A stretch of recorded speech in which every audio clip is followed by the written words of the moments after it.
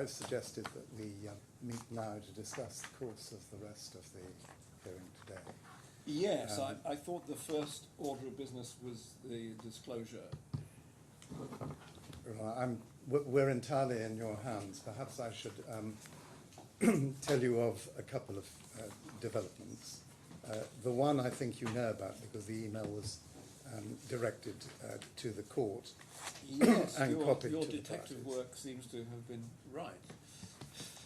Yes. I don't want to draw conclusions from one email beyond that. But, Your Honour, the order we will come to, and I agree with Your Honour that we should probably do that first. And I think now, because of the degree of cooperation that there is, it will be relatively simple to deal with. Yes. That may be hopeful, but we'll see.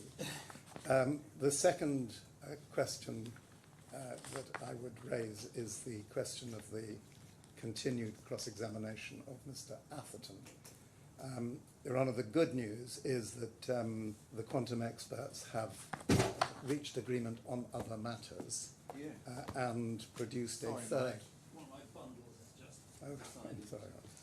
fallen to the floor. Thank you. Produced a third joint minute, but I use the word other matters advisedly because I have neither discussed it nor read it with Mr. Kenyon, and I will need a little while to read it and to discuss it with Mr. Kenyon before I continue my cross-examination. I should tell Your Honour that on any view, my cross-examination, remaining cross-examination of Mr. Atherton will be short, because I do not propose to cross-examine on issues that are relatively simple and the parties' positions are set out in the joint statements to date, and there's nothing further to say apart from to go through them, which I won't do. The other point, or the other issue, is the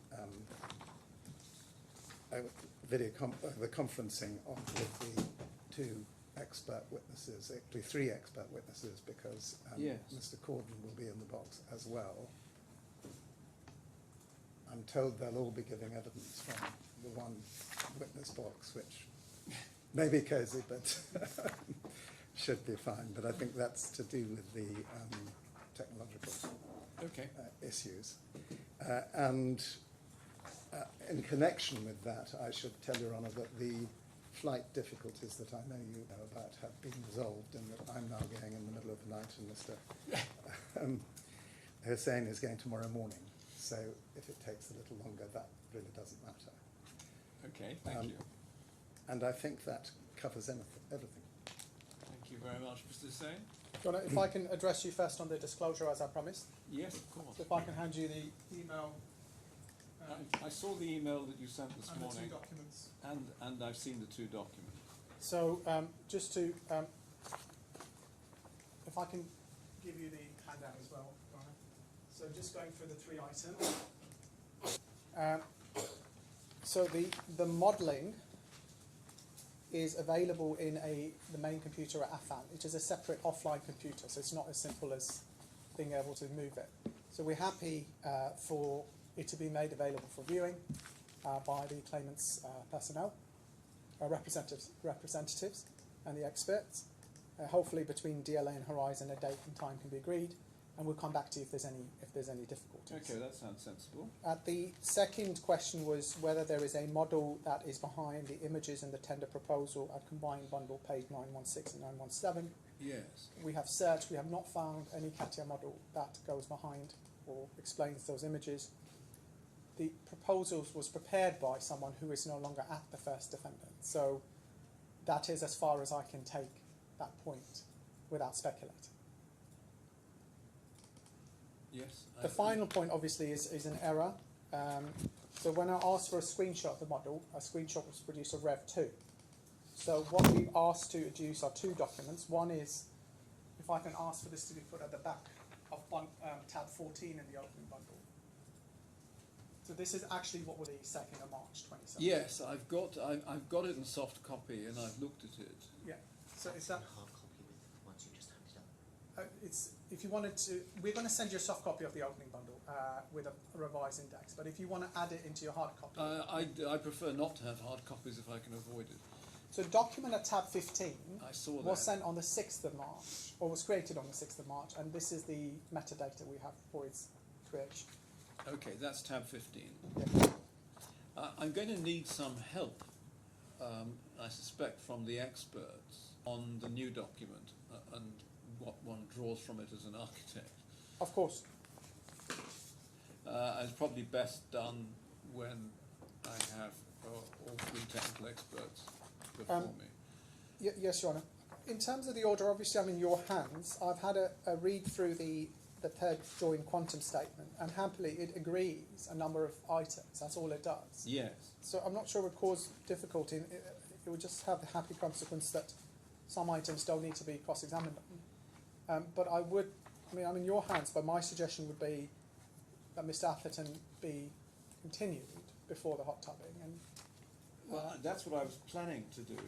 If Lord Knox wants a few minutes just to digest what's in the third minute, I'm comfortable with that, given that we don't have the pressure of time that we thought we did. Oh, no. It's not going to take me very long. It's just No, that I understand, and prefer to read it exactly before for I the cross it reason down. that Mr. Hussain said, it's just Yes. agreement. But Yes. obviously, you're cross-examining. You just want to make sure what's there and what isn't there, basically. Whoever has it, yes. Um, So the other thing outstanding is the order and the fair. yes. Rather, the position that the defendants' legal team have taken, and that is entirely fair, is that they're keen for this not to become a fishing expedition, and we ask the court to set reasonable parameters for any inspection Yes, I saw if not that. agreed. Your Honour, it seems to me that that is fair in the sense that we certainly shouldn't go fishing into files that have nothing to do with this case. What I would suggest as a format for the parameters and how they're worded as a matter for discussion is that there should be one visit with experts on both sides in attendance to inspect both the hardware and the software and how they interact, and to have a right to inspect and take copies of any files to do with the Museum of the Future project. That sounds far too wide to me. The issue is the provenance of what is said to be the Katia model Yes. in And the 916 tender. also. And subject to anything you say, I was going to limit the inspection to any files within the Katia software resident on the standalone computer that relate to that model, and that the model at tender, not afterwards. That is a fishing expedition, it seems to me. Well, Your Honour, the only observation that I would make on that, I understand Your point that anything that's... Well, that was the application you made. You didn't Your Honour, make yes. you didn't make an application generally to see the Katia model. So your suggested wording expands it. Well, my application in the draft order was to provide the claimant access to any and all Katia model or models created by the first defendant in relation to the Museum of the Future project, together with all related codes, software licenses. But I mean, it's solely to do with the Katia model in the tender. I mean, that's the way you put it, isn't it? Your Honour, it is, but in view of the way the case was opened and has been pursued, everything leading up to the 8th of March, which isn't a very long distance beyond the tender. The tender was the 2nd of March, and the acceptance, as I explained to Your Honour yesterday, Dr. Affan said was the 2nd of March, but in fact the first model was the 7th of March. So our concern is to go to the 8th of March, because we now know that was the date of the acceptance. Thereafter, I can accept the point that anything would be fishing for further documents to a case that might have nothing to do with it. But since the case is now, and it is a completely new case, put upon the basis that this variation originated in a change of instructions from the defendants to the claimant, given on the 2nd of March, and since we now also know that the document that was at tab 15 of the bundle. So just remind me why the 8th of March is significant. The 8th of March is the date upon which we now know, because we found the document, wasn't relevant before, that the acceptance of the letter of intent was signed and returned by Dr. Affan. Where do I I'm see saying that on instructions. Where do I see the document for that? Well, it isn't in evidence as yet, but I've seen a copy of it, and I can provide it for you. It's easy to access. It may be here live in court. It's certainly easy to access. But we now know that the 6th of March was the date upon which the document that actually found its way into tab 15 of the opening bundle. Yes. Mr. Hussain says an error. I'm not challenging that, I'm just saying it hasn't been established. That's the date that was created. Yes, it's.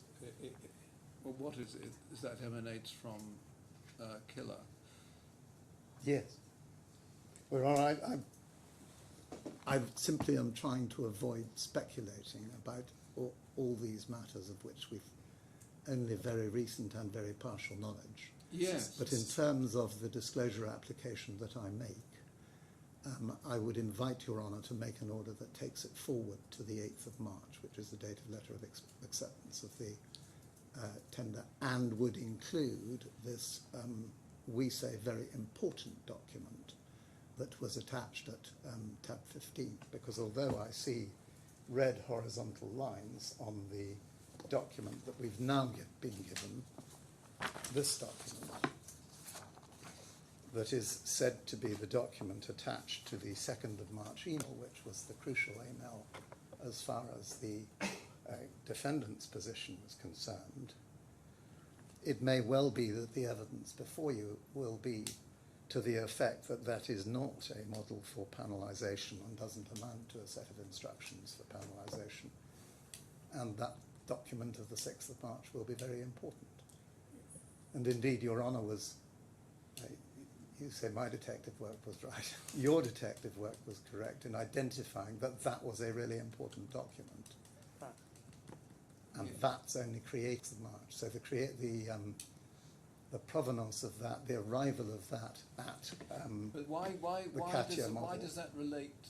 You're going to tell me why it relates. Well, our understanding is, from the way that Dr. Affan has put his case, is that it was that document that generated the excitement about getting the panelization completed. Now, we understood that had been the 2nd of March. We know it wasn't sent till the 6th of March now. But that's the information that we derive from the documents we've just been sent. So you essentially want another 6 days? Yes. Okay. Okay. The other thing I do want is that because we haven't even instructed our expert yet, and I dare say that my learned friends' legal team haven't done so. Well, either we yet. don't accept there's need for a CATIA expert, but I'll need to address His Honour on that. I'm not Well, sure what of she's course. saying. If you listen to my application, I'll No. tell you. So that we are going to instruct, if you give leave, an expert in the CATIA model to attend this inspection. Along with, why do you need another expert? well, because Ms. Kinderland's never used CATIA. She doesn't have CATIA. AESG doesn't have CATIA. She is our expert giving evidence on technical matters to Your Honour, but not on CATIA, and she's been absolutely clear that she's not an expert on CATIA. The CATIA issues only when... So this is really just to look at the metadata. Yes. On the Well, not just the metadata, where you can go with it.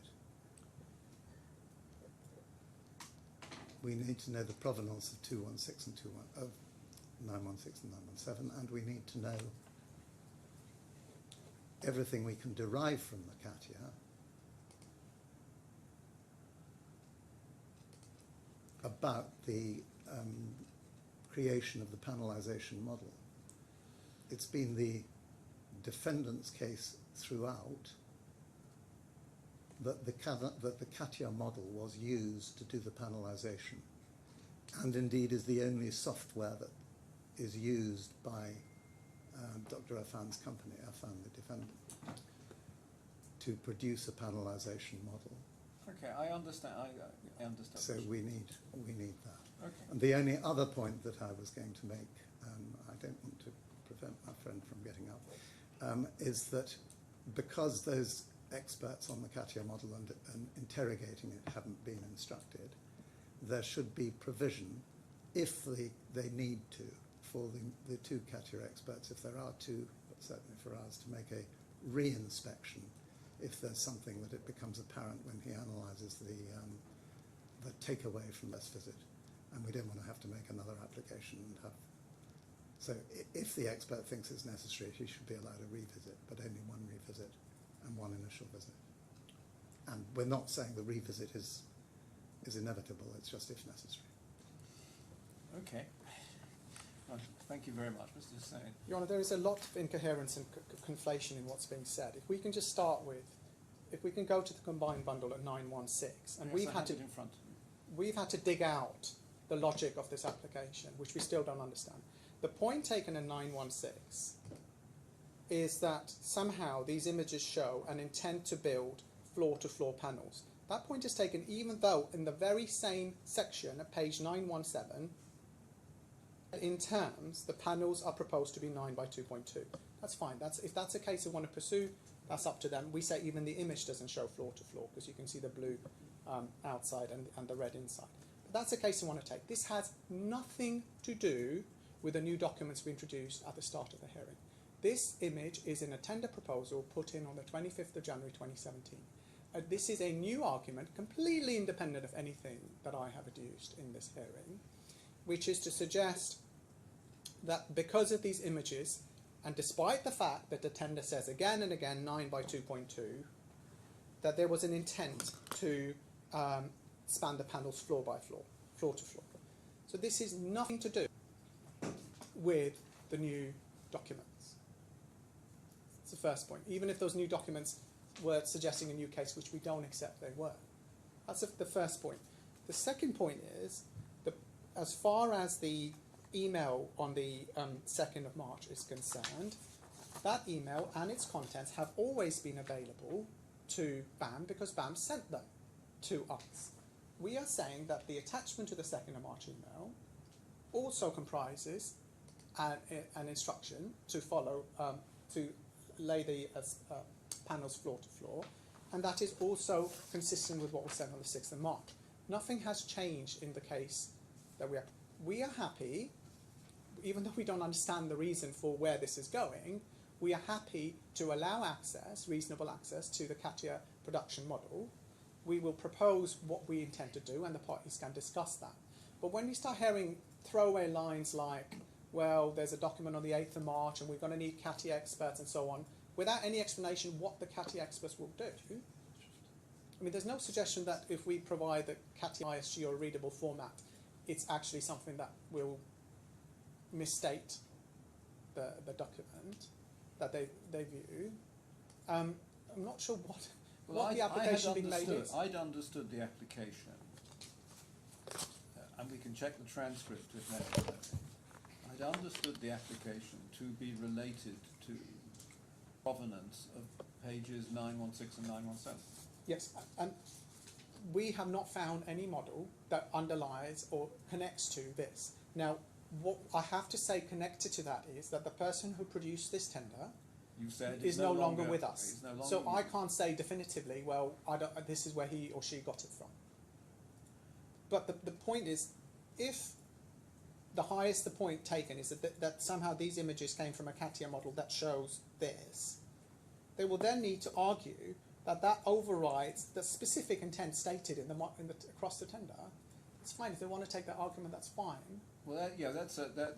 But I yeah. don't understand what they need a CATIA expert for, because even if there No, were, I'm sort of vaguely sympathetic that if somebody doesn't know their way around the software, it's not much point in looking at it. the software can be brought up on the screen. You can ask Mr. Smith because was with us yesterday when we looked at it. If there is a difficulty, obviously, then they can let us know what's going on. But to seek orders for an expert, if they want to bring someone along to help them view it, that's fine. But what seems to be suggested is that there's going to be a new line of evidence about which I'm not sure where that goes. And the point to remember is this 916 and 917 has nothing to do with anything we have adduced. If they wanted to run a case that, Your Honour should ignore the statement 9 by 2.2 because of the images, that was always open to that. It has always been our case that larger panels were instructed. That's the whole point of the counterclaim. Yeah, no, I understand that, and we are happy for them to bring someone along if they feel more comfortable for that person to view the software.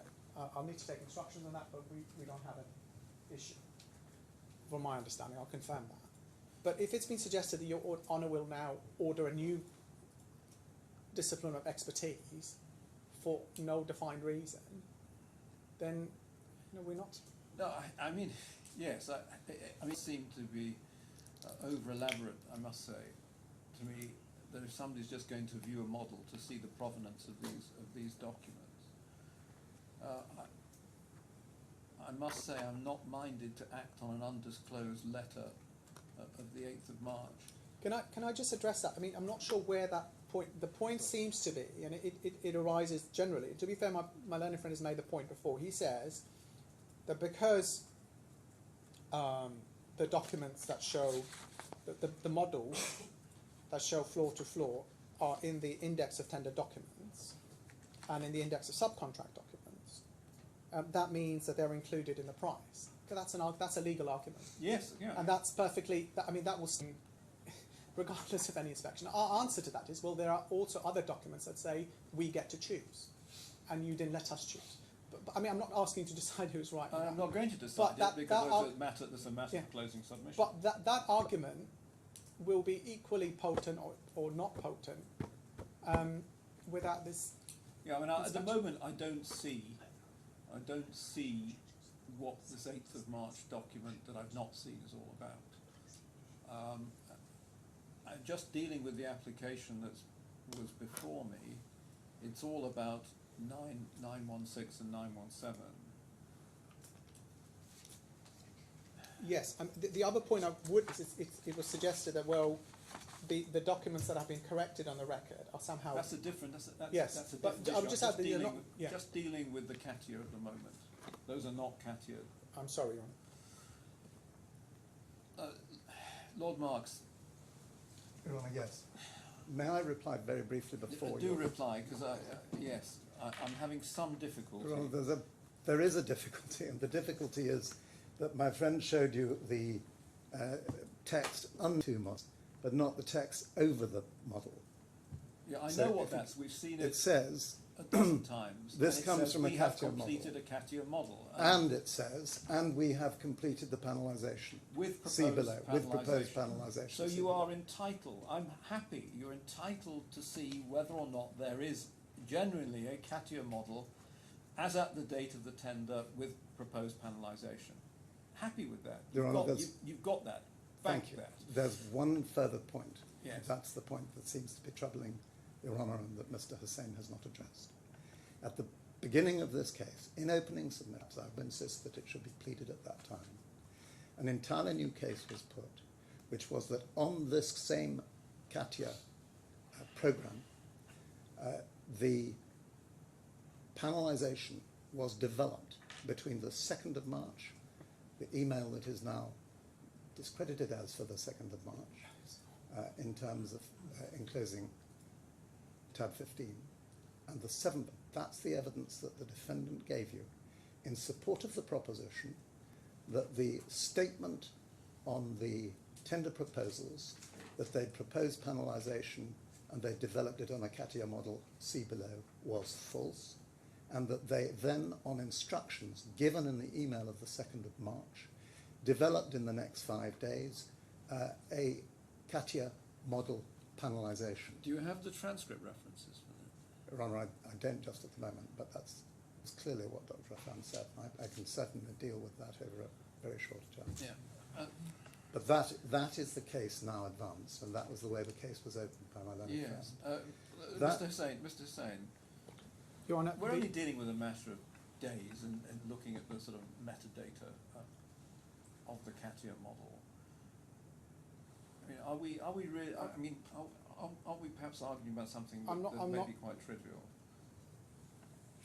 I'm just trying to understand what the factual inquiry my learned friend wants to undertake, and we can help with that. Let me assume, and what he said about the evidence chimes with me, but I would. That's not. I would see it on transcript. But is there a problem between the 2nd and the 8th of March? Really, if one's looking at No, we're happy to show them the production model that we have, and we will show them on our screen. I mean, I don't know what the dates are, but they can look at that. I mean, isn't that it, Lord Marks? That you've got access to the model and you can see the development. Yes, we just need. If this case had been pleaded against us, there is no doubt that we would be entitled to disclosure of documents relevant. But you're getting. Forgive me. He's just said you can have what you want. Well, if he means that, and it's all the documents. They can have access to our CATIA production model and they can look at the dates it's produced, and they can look at whatever. But when it comes to saying why don't we propose something? They can look at it in writing, and then. Well, I was going to come back. I'm not going to make an extempore order. It's going to be clearly defined in writing. Yes. But very happy with that. I mean, let me give you a guideline. It sounds like you're going to get access to the whole model. As far as this application is concerned, it also looks like Mr. Hussain is saying, well, you can trace through the development to the 8th of March. I would be uncomfortable if you trace the development beyond that, because you've not asked for it. Yes. In terms of a formal order that a new expert discipline is permitted, again, I'm sure we can deal with it informally. Again, I mean, Mr. Hussain, it seems to me quite reasonable. He said, if you want to bring somebody along who can use the software, bring somebody along who can read the software. Well, I'm clearly relaxed about that. It's a question of, there is very unlikely to be any dispute between two people who know about CATIA as to how it works. Yes. And it may well be that Ms. Kinderland and Mr. Smith can agree a letter from two CATIA people jointly telling us that. I don't know what you mean by a letter from two CATIA people. I mean, you just need somebody who knows how to use the software, yes. whether it's a technician or whatever. I mean, it seems we will have a informally. technician there. Yes. I've sat with Mr. Smith, and Mr. Smith has asked for the model to be shown in various forms, and I understand the technician is able to assist him. And they can bring their own technician to make sure that your technician is doing it properly. If they want to, I mean, you can literally see what he's clicking as you're going along. No, but if, as you said, it seems to be quite reasonable. If they want to bring somebody along who's familiar with CATIA software, just to make sure that what they're being shown is correct. Well, I'm entirely happy with that. And the provision for experts was just to deal with the fact that we don't want, in any circumstances, to extend the timescale so that we. I'm not going to do that, and I don't think it's necessary for a formal order for experts. You bring along a technician who can look over the shoulder of their technician to make sure that he or she is doing the job correctly. I share Your Honour's confidence that is overwhelmingly likely to sort it out, and there won't be any area of dispute between them. Okay. And I also share Your Honour's view that it may well be that knowledge can be imparted to Mr. Smith and Ms. Kinderland so that they can report on it. So, can somebody just draw up a minute of what we've discussed? Your Honour, yes, I hope so. Yes, Your Honour. I suggest that what we would propose is that we, by a certain date, write to the claimant with our proposed order of inspection, and if it's not agreed, then we can both write to you, and then we aim to do that in short order. Yeah, I don't want anything over elaborate. It's just a matter of going and looking at a computer. Yeah, so we just say this is what we have, and this is what we're going to intend to show you. If there's any kind of, it may be that they come and do it, and then if there's some, they wait and see what happens, and if there's any issue, then that can be taken forward. But I would suggest that the parties don't bother you in the first instance. Yes, I would be extremely grateful for that. I think basically, Lord March, you're getting what you want. Yes, sounds like it. On the Cassia model. Yes, sir. In relation to tab 15, I'm going to ask the experts about both tab 15 and the new document, and then we'll see where we get to after that. Oh, that's a good idea. Okay. Right, yes. Have we? I don't know whether wants to do the, I mean, what we said is we'll do the cross-examination. That's going to involve a short adjournment, but it doesn't matter. It's not. Well, that's exactly what I was going to say. We have now dealt with disclosure, haven't we? Yes. Well, Okay. Your Honour, the rest of the timetable nobody's mentioned. No, well, the next thing is Mr. Atherton. Yes. And you need 15-20 minutes to look at Your Honour, yes, please. this document. So why don't I rise now until 11:30? If you haven't finished going through it in that 15 minutes, get a message through to me. I'll wait until you're ready. But I suspect it's an exercise of just ticking off some questions that I suspect so. you have. But so I'll rise now for until 11:30. As I say, if you need longer, tell me. Your Honour, All right? thank you. Yes. Okay.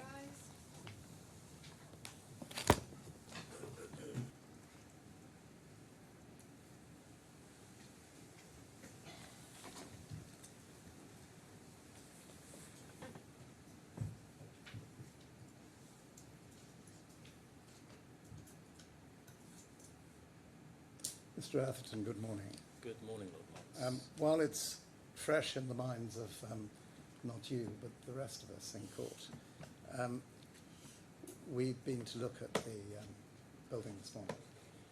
And I just wanted to ask you about hexagons, because it's a good example of a point that has generally been at issue between you. The hexagons are claimed, as you know, as a variation. Yes. And the difficulty you have faced and discussed on a number of occasions, I think, with Mr. Kenyon, is that what you are able to produce is effectively an as-built valuation. Yes. What you've not been able to do is to separate out the as-built valuation and subtract from it the originally planned valuation, so as to get a figure for a particular variation, because the as-built valuation is of its nature global. You're correct in that we haven't been able to identify the costs from the IFC drawings. I wouldn't say that it was a global claim. We have, insofar as possible, attempted to value items such as the laser machine cutting time associated with the hexagons and other items associated with the stainless steel as built. And all you've been able to do is to go to the as-built figure, which is a global figure and not broken down. It's broken down insofar as we have attempted to calculate the milling time and the materials costs separately. That also includes cutting, bending and loading time for the stainless steel. So for me, it's not a global claim. We've tried to identify the costs associated with producing the stainless steel according to the as-built scenario. But you accept that that's been a difficult exercise. It has been a difficult exercise. And one that has caused you and Mr. Kenyon to have a great deal of It discussion. is one of the areas of difference we have at the moment. I do believe with further discussion that I'm confident that we would be able to reach a valuation between us on those items that remain outstanding. Well, that leads me to what I should have perhaps said at the outset, which is that you, Mr. Kenyon, are to be congratulated on the degree to which you have Yes. narrowed the issues. Thank you. There will be a number of areas where there are still issues between you, I believe 4 remain outstanding. and on those particular items, it may be that I shan't ask you any questions because the issues between you are squarely set out on the papers in sufficient detail for the judge to come to a decision. Yes, it is. As I say, I think Not there saying are that's general. there other are 4 questions. items remaining on the D1 valuation for us to agree. As it stands, following my discussions with Mr. Kenyon, we are now fully agreed on the BAM costs. Yes. I want to ask you about a valuation of progress against subcontract rates and valuation against a stage payment schedule, Yes. because in particular there is an issue where you have supplied no valuation on the progress against subcontract bill of quantity rates. That's correct. And that's where Mr. Kenyon has come up with the valuation of the 46 million, and you've Yes, said, yes, yeah. I won't value, and that compares to the staged payment schedule valuation. 2 valuations very close, 75 odd and 73 odd Yes. million. And I want to ask you about the principle of that. The subcontract bill of quantity rates are effectively an effort to work from the bill of quantity rates, ascribe an amount of progress to those rates, and to, down as the case may be, to give you a figure. Yes. The alternative of going on the staged payment schedule is not strictly a valuation exercise at all, is it? It is the payment procedure that's set out in Annex 3 of the subcontract.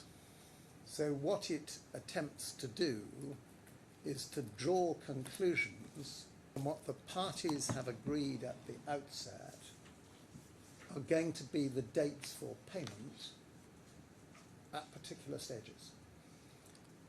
Yes, as far as I understand it, the stage payment schedule is linked to progress of the work in terms of production, delivery to site and installation.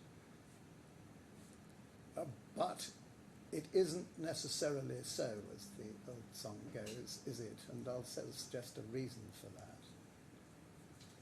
Contractors are often concerned, and in the give and take of negotiation,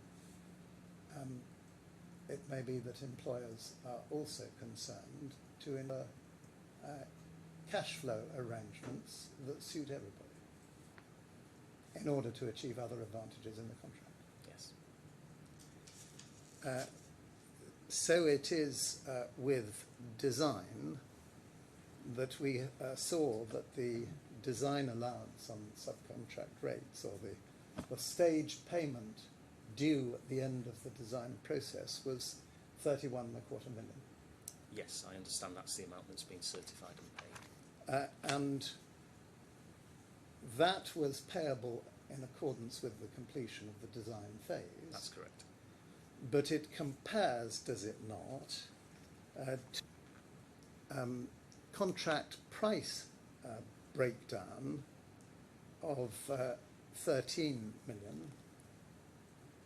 Nodding your head won't. Yes. Yes. And indeed 3.7 million in the document DO32, which was the 2016 breakdown. Yes. So it's really a very rough and ready exercise. It's the payment schedule that was agreed between BAM and D1. And really, if you adopt a purist approach, that's all it is. Yes. So why did you choose to reject the progress against subcontract BOQ rates approach that Mr. Kenyon preferred? Simply because that's not the payment procedure that's set out in Annex 3 of the subcontract. But what you're here looking at was a counterclaim for varied works. Yes. So in one sense, the payment schedule that was set up in the contract for the subcontractor to be paid by the contractor is irrelevant to that exercise.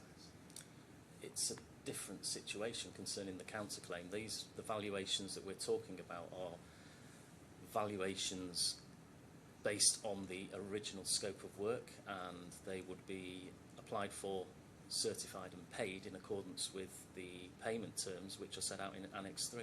But when you're valuing a change or variation, depending obviously on the terms of the contract, Yes. but you would look at the bill of quantity rate.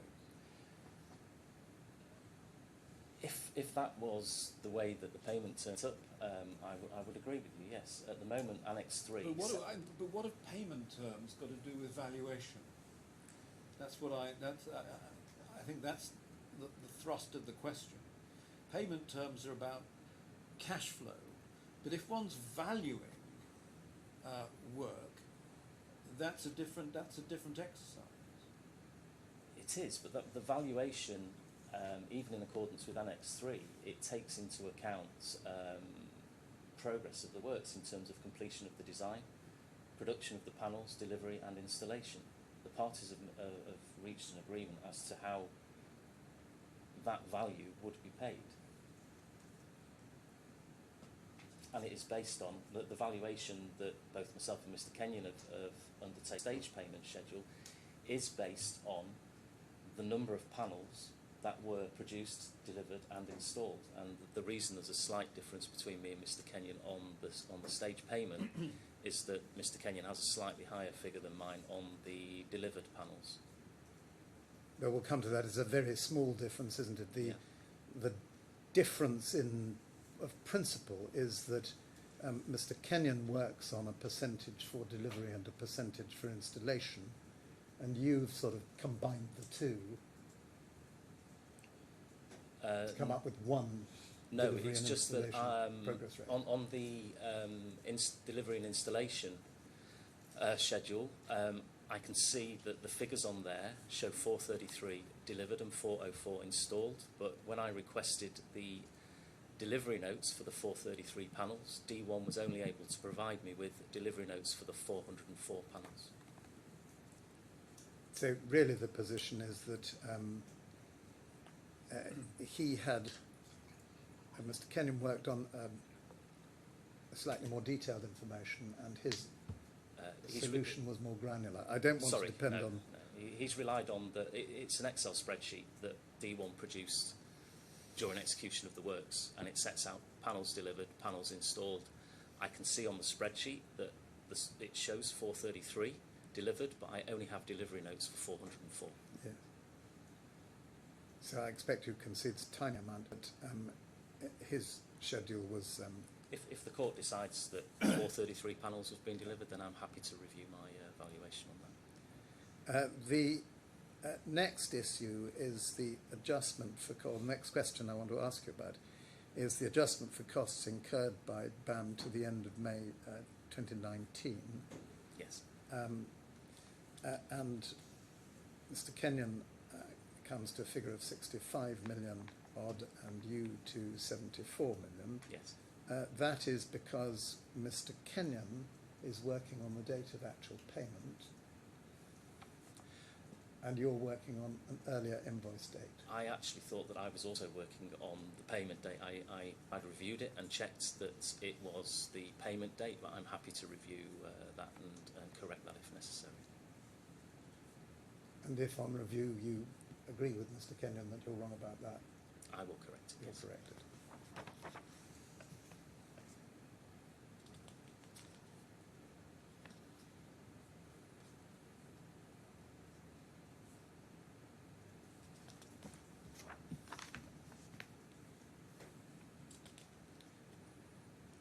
the issues of brackets and supports come into the area where I think there's adequate establishment of your respective arguments. So Yes. I'm not going to ask you Yes. about those. Foam and foam milling. The first point is the foam price, and as I understand the position, you have used a single invoice to establish a rate for the foam price. No, that's not correct. Or a single source, is it?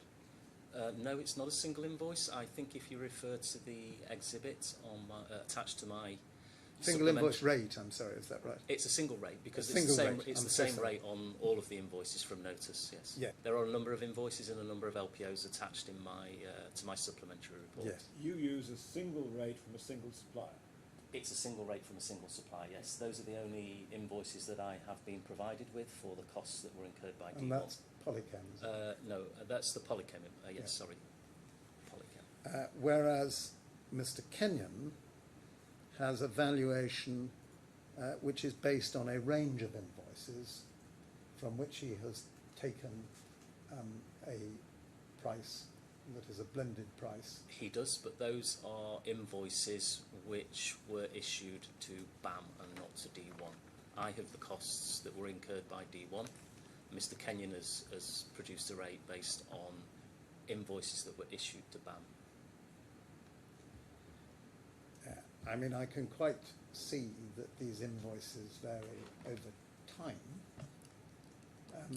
Variation between BAM and D1, bearing in mind that D1 was doing a lot of projects, and this one in particular seems a little unlikely. I have simply used the invoices that were presented to D1 at the time when they were producing the panels. So those are the costs that D1 had incurred while they were producing the panels. Did you carry out any investigation of what other possible suppliers there were to D1? I did. There are quotations to D1 from Insultherm and Smithline, who were the two companies which Mr. Kenyon has used, but there were no orders placed by D1 with those two companies. The only order I've been provided with between D1 and a foam supplier is the order with Polychem. Okay.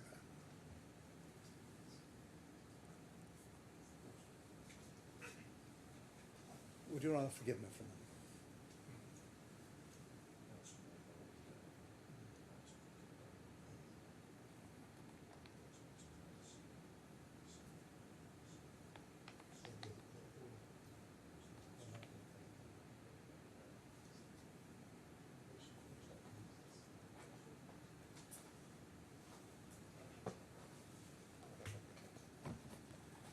Would you look, please, at Mr. Kenyon's third report, the electronic bundle divider 17.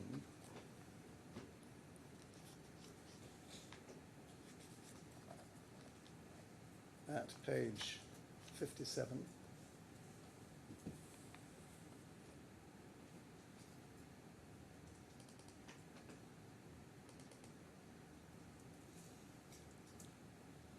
Do you see there a table at the bottom of the page?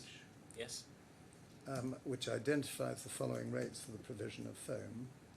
In the C column, Yes. you'll see that certainly the Insultherm and the Smithline were quotations, Yes.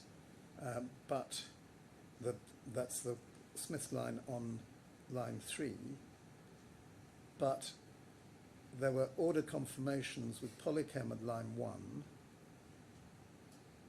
and the items BAM were procured for this job That's correct. at 4, 5 and 6, and all those rates appear to be significantly different. Correct.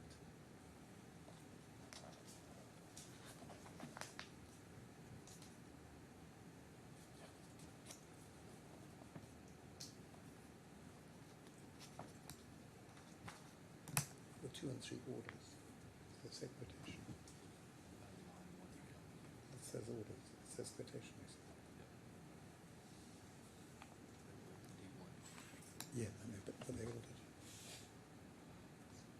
Do you know whether lines 2 and 3, Insel, Firm and Smith line, the evidence relied on as the quotations, but do you know whether those were in fact ordered?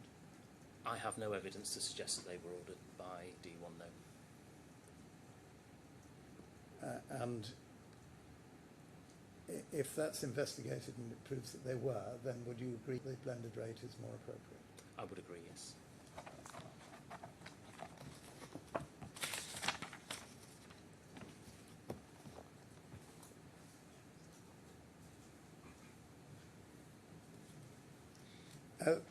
On firm milling, the second component of your disagreement is about the build-up to create or find or achieve an hourly rate. That's correct. And the principal difference between you relates to the depreciation cost of the machine and base setup, or machinery and base setup. The base setup, yes. You have depreciated the capital cost over 3 years to 25%. Yes. You're both agreed that it should be depreciated to 25%. Yes. But Mr. Kenyon depreciated that over 5 years. Yes. And I think that he showed you that he relied on a tender return form which gave a useful life for the machinery of 5 years. Yes. In those circumstances, what justification can there be for depreciating over 3 years only? Yeah, I would agree. I think that needs to be corrected. Fibre reinforced materials are thankfully now agreed. Yes, we've agreed. And so are panel joints, Yes. and so are consumables. Yes. On the question of ovens, I think you're both agreed that there were ovens and they were used. Yes, that's correct. Really, that is absolutely all both of you are able to say about it. It is indeed, yes. It's certainly the case that a claim has been made in respect of the use of the ovens, That's correct. and you have simply, in your valuation, recorded the claim. I've used the claimed amount and prorated it for the 404 panels, yes. I might just add, before I took the witness stand yesterday, I have been provided by some further information by D1, which is not on the record at the moment, but I would be confident that if myself and Mr. Kenyon were able to review those documents, we would be able to reach an agreement as to a valuation, rather than using the D1 claim. Well, I think you better do that, because at the moment, your, without wishing to be rude, your assessment of valuation looks to be slightly uncritical, if I might say so. Yes, it is at the moment. We don't have any information. So. The facilities are now agreed. Yes, that's correct. Stainless steel, I think the arguments have been rehearsed Yes, a great deal. absolutely. Labour for fabrication, we're talking about the months of March, April and May 2019. Yes. And the issue between you appears to be really now on the overheads and profit. Yes, on the third-party labour suppliers. Yes. You've included for the overheads and profit. Yes. Well, that's assuming that there is overheads and profit included within the costs or the invoices that were issued, but I haven't seen any of those invoices. Yes. Because it depends upon two propositions, really, doesn't it?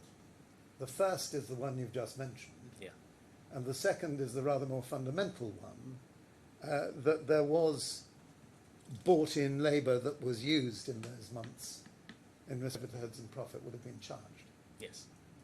Because if a contractor is using their own labour, Yes. overheads and profit do not get charged. That's correct. Well, And you've- their overheads, the contractor's overheads and profit would be charged on their. Will be charged to them. Yes, yes, Well, yes. no, they will be incurred by them, Yes. but they will not be charged on. No. And the question really is this: you have no evidence as to what What the was level of brought in and what overheads and profit is, yes. Although on that issue, just to expand a little bit further, a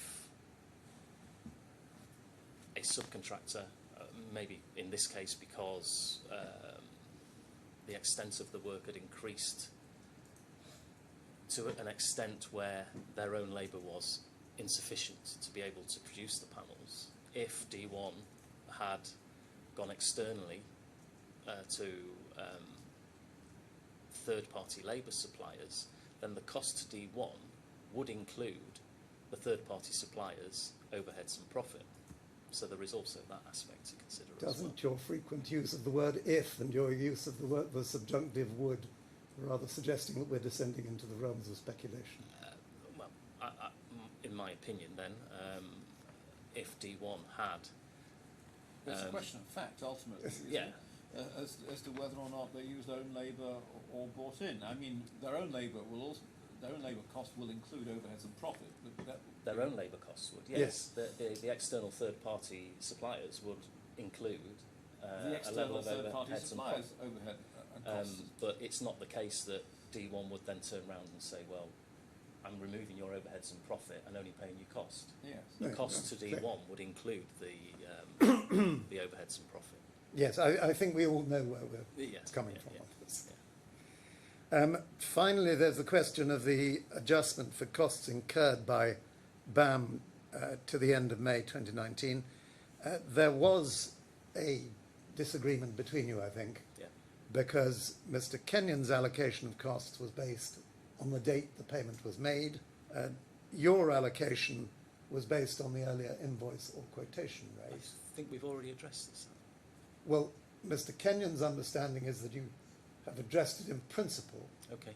and that you're able to make an adjustment and that the tables will need adjusting.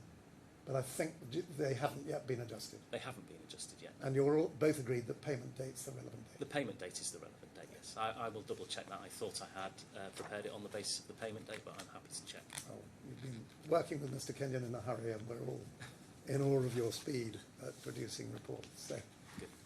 Your Honour, that's all I ask. Thank you very much. Mr. Hussain, any re-examination? Just briefly, Mr. Atherton, you were asked about the as-built, what you call the as-built valuation. Yes.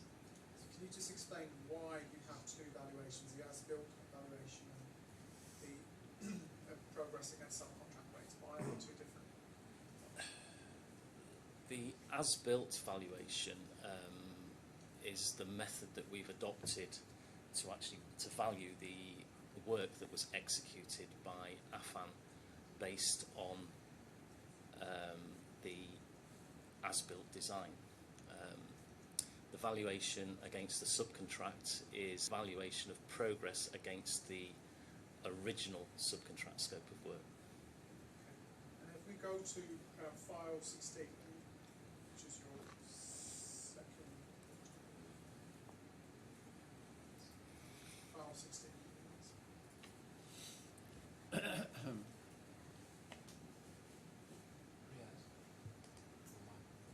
I'm sorry. Thank you. Is that better, Terence? Mr. Hussain, your mic is off. Could you please turn on your mic and repeat the... Can you hear me now? Yes, I can hear you. Excellent. It's file 16, page 28 in the report, page 28 of the PDF, please.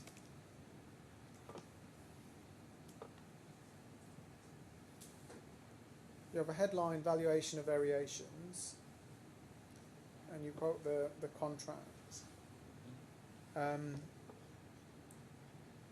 then you say at page 30,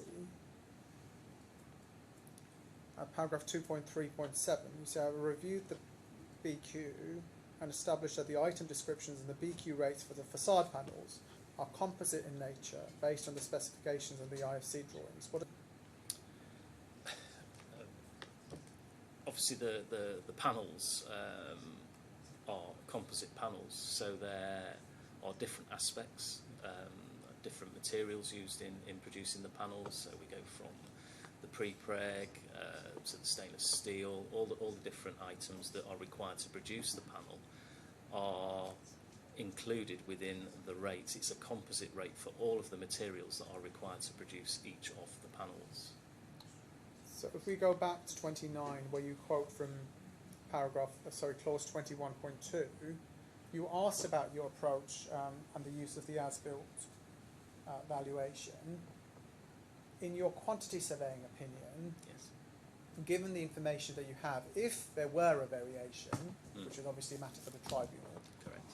what would be the best way, in your opinion, to value that variation?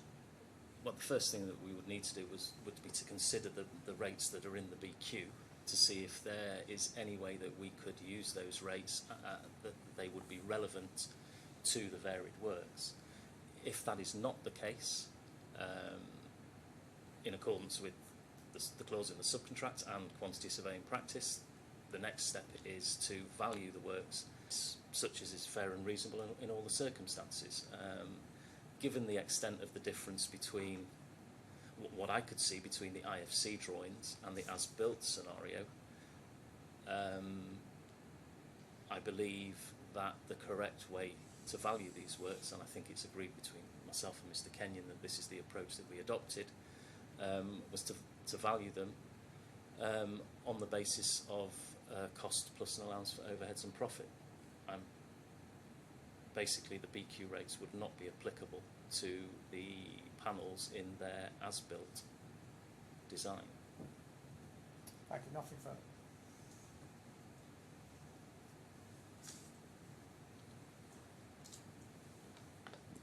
Thank you very much, Mr. Atherton. You said that you'd like the opportunity to discuss matters further with Mr. Kenyon. Yes, I would. And you're optimistic that there could be further agreements. I do believe there will be further agreement. I think on the ovens in particular and the labour, I think I'm confident that we can reach an agreement on that, and I'm happy to look at the other two issues. That would leave two more issues outstanding, which I would be happy to discuss with Mr. Kenyon. Well, I'm sure Council will join with me in encouraging you to do that, yes? Yes, of course. Certainly. Okay, so if you would do that, and of Yes. course notify the parties. Indeed. Thank you very much indeed. Thank very you, Your grateful. Honour. Thank you. Your Honour, when we come to discussing consequentials regarding closings, etc., I'm sure that you will probably appreciate that the quantum experts remain on hand to help you going forward with any numbers or any queries. Yes, of course. Thank you. Right, I think the next thing then is the witness conferencing of the technical experts. How physically are we going to do that? Well, it was suggested that two should sit in there, and it now appears that all three are going to sit in there. I don't know whether that's A tight squeeze. practical, or whether that witness box is available as well. I don't know. There may be technical issues about getting terrorists to use that. I think that if Your Honour is going to do with hexagonalisation, then it might be that they take turns. I think there is something to be said about them collegially sitting together and looking at the same I think that's right. I am minded to deal with, as I said more than once before, first of all feasibility and then hexagonalisation. So I think we can deal with it two at a time rather than all three simultaneously.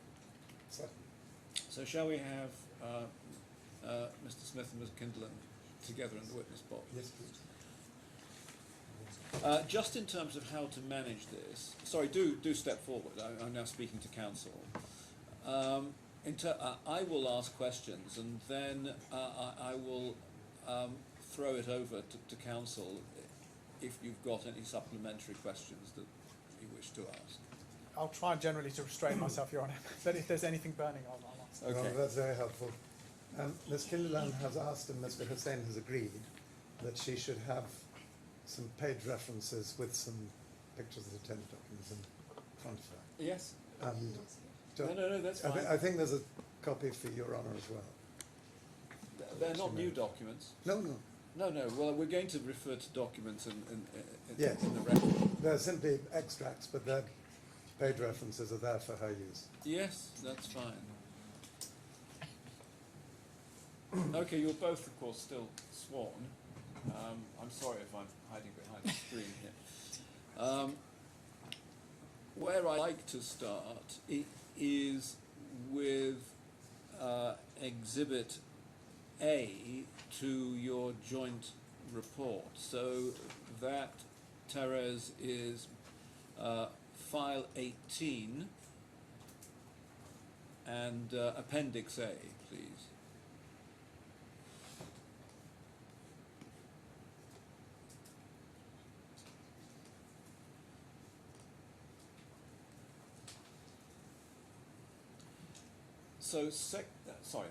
So I'm sure you're both familiar with that, having discussed it between you. And Section 2 deals with the feasibility of what each of you say is the base, whether the tender or the initial model. So just if I can start off very simply with asking each of you, first of all, perhaps Mr. Smith and then Ms. Kindlen, is to say why you think, Mr. Smith, it's the tender model that is the base, and Ms. Kindlen, then I'll ask you about the initial model. Okay, so Just in summary. So I take the tender size as the base because that is what Affan produced their tender price on. So when you say model, there isn't as such a model that one Correct. is looking at in the tender. So you derive your base purely from the proposed sizes of Correct. the panels. Correct. Okay. And Ms. Kindlen, you say there is a model. As per my understanding, based on the sentence that is on the top of the image of the model, it says, sorry, you are referring to the one on the 7th of March. Yes. Yes, there is a model that is on the 7th of March. As per my information, that's the first official model sent by Affan to the client with the first panelization proposal as a model, because then we have seen there are images, but I requested and there is no unavailable model that I could use for the method that I used to calculate the percentage of Yes. panels increase. Okay. So let's look, if we may, at the documents in the combined bundle. Can we first of all please go to page 893?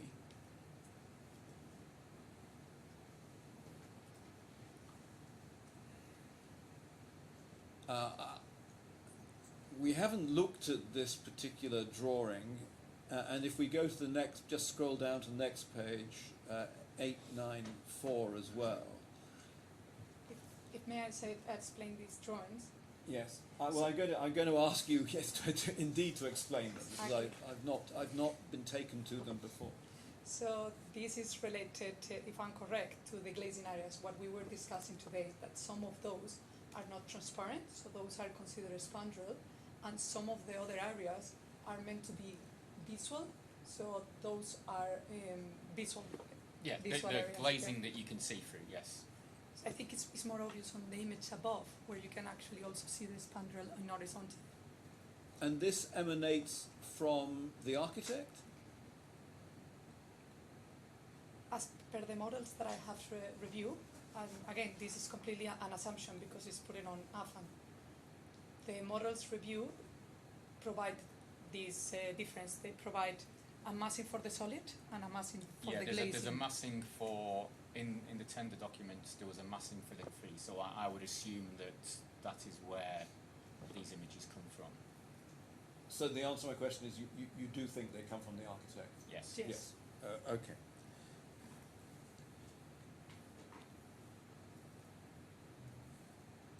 Let's go to page 916.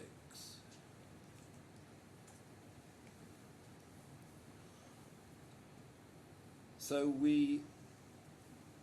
is it fair to say it's unknown where this Yeah. image comes from, Correct. as far as you're concerned? So first of all, Mr. Smith, do you think this shows panelisation or not? I don't think it shows panelisation in terms of reflecting the floor levels and what was actually then built. It does show a form of panelisation, but what I understand from Dr. Affan is that the colouring is purely identifying different curvatures on the building.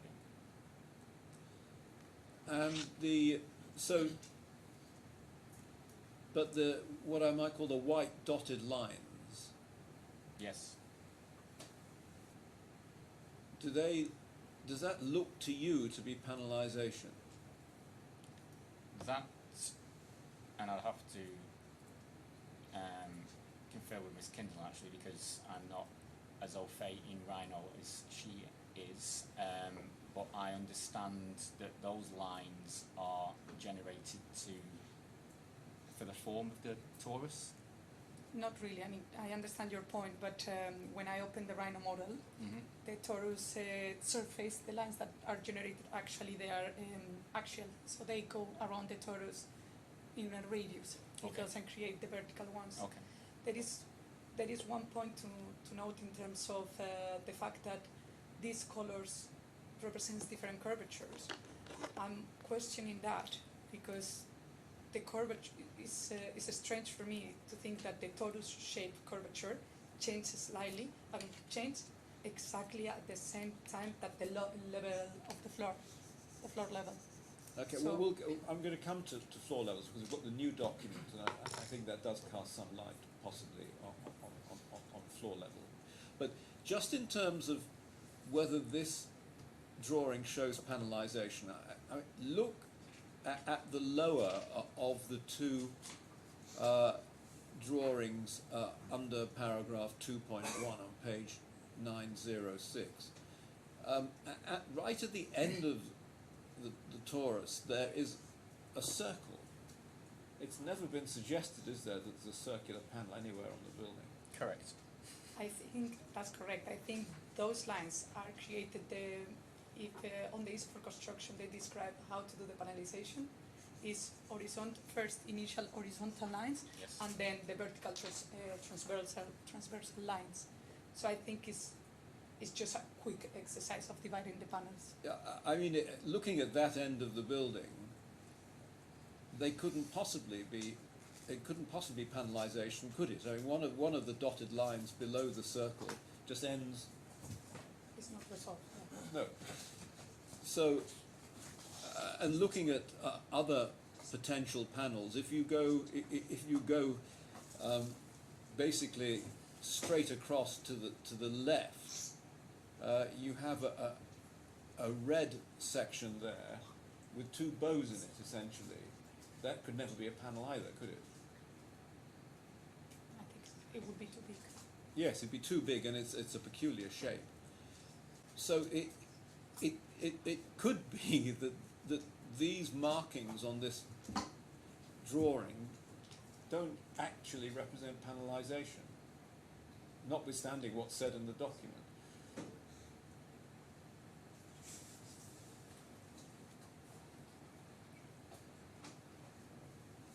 In my opinion, Yes. again, of course it's not resolved. There are many areas to resolve.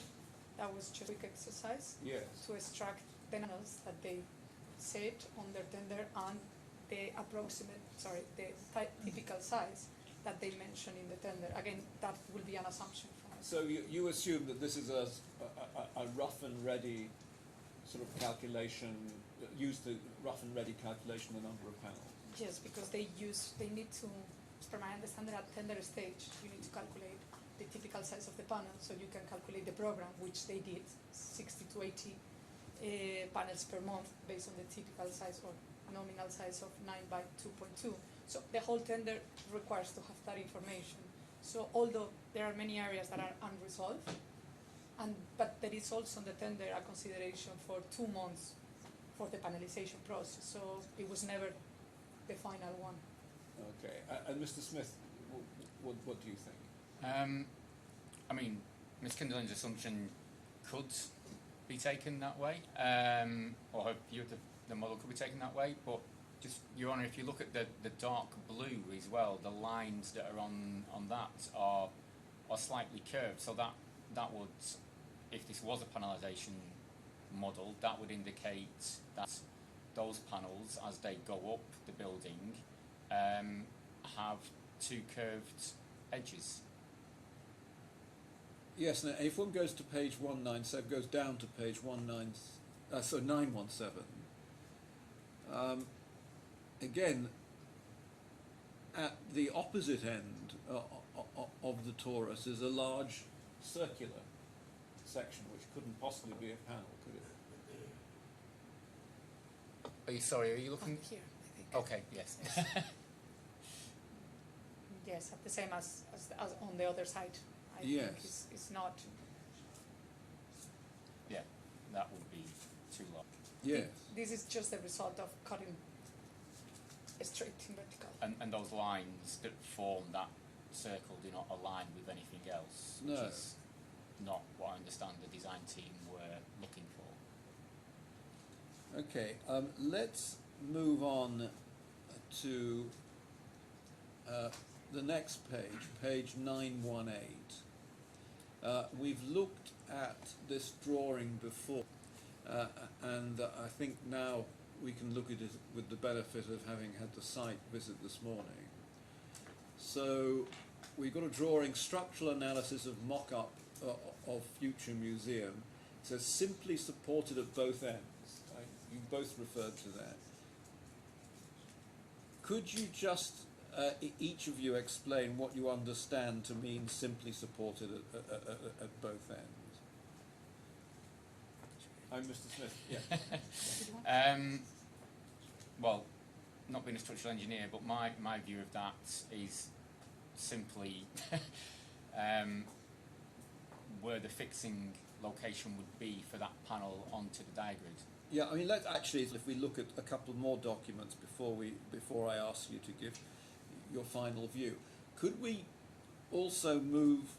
Sorry, Your Honor, Yeah. if I might clarify something on Yes. this one. When you have a unitized panel Yes. and you have a simple supported at both ends, means that, well, depends how the design is done, you take the load on the top or on the bottom, and then you have the wind restraints just on the other area. So that will mean, as we were discussing this morning, that if it's a hook-on system, I will assume that the load was taken on the top brackets, and then the bottom ones are sure that the wind load. I think we're going to see the answer to that in the next document I Perfect. want to go to. But I think so. I just want to take you to well, basically 3 documents, and then I think it might help you both to answer this question. First of all, can we go to page 923?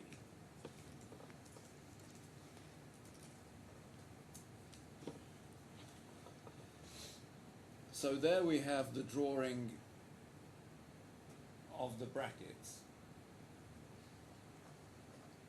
Connect structure. So keep that in mind. And then can we go to pages 1005?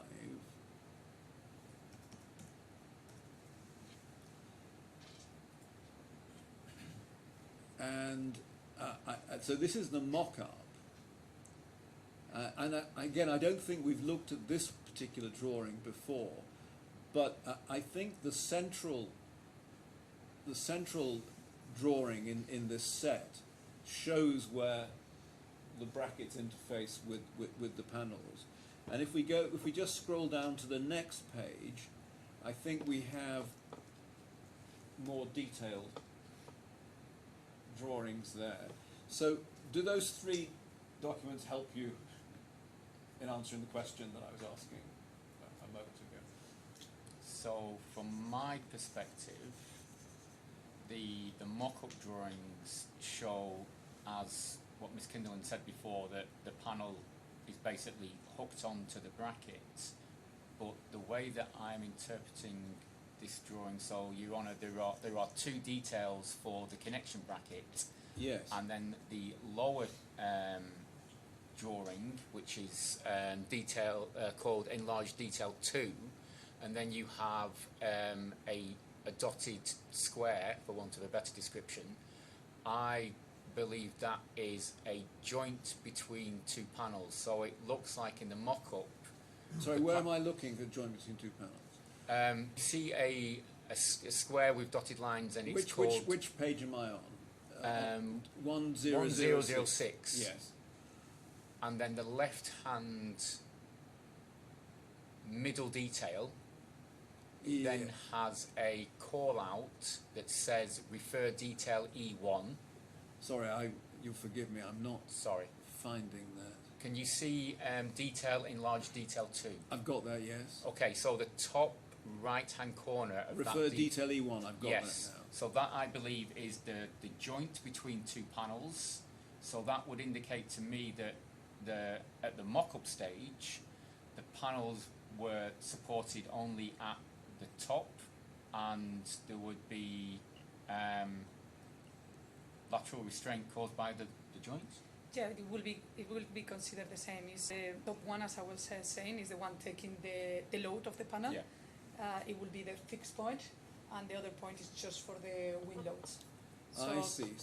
that is kind of a typical on a unitized system. So when we go to the top drawing in large detail 1, and we look at, on the right hand side, what I think is the fixing there, that slots into... It hooks on. It there's... hooks on, but then the next panel hooks over it too. Exactly. Yeah. Yes. Exactly. Okay, then But that panel, yes. that connection doesn't take any load of the panel. That No. connection is just avoiding this movement. Then I see. So that's simply supported at both ends, as it were. The top end support has the structural function. The bottom end holds it in place. Yes. Okay, then I understand that. Okay, can I then go to a slightly different issue? And again, I'm not sure that it's something that we've looked at before, so I'd be grateful for your help. It's the technical queries. Can we go to page 1051, please?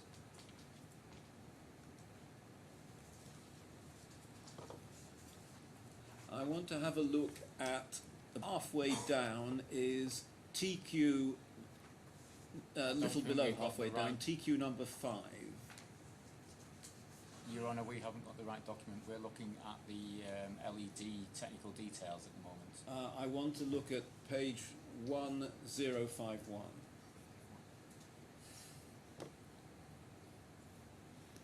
There we go. Excellent. Okay, and the third one down is TQ, is well, 5. It's 11. 16th June, and there's a drawing reference as facade panelization.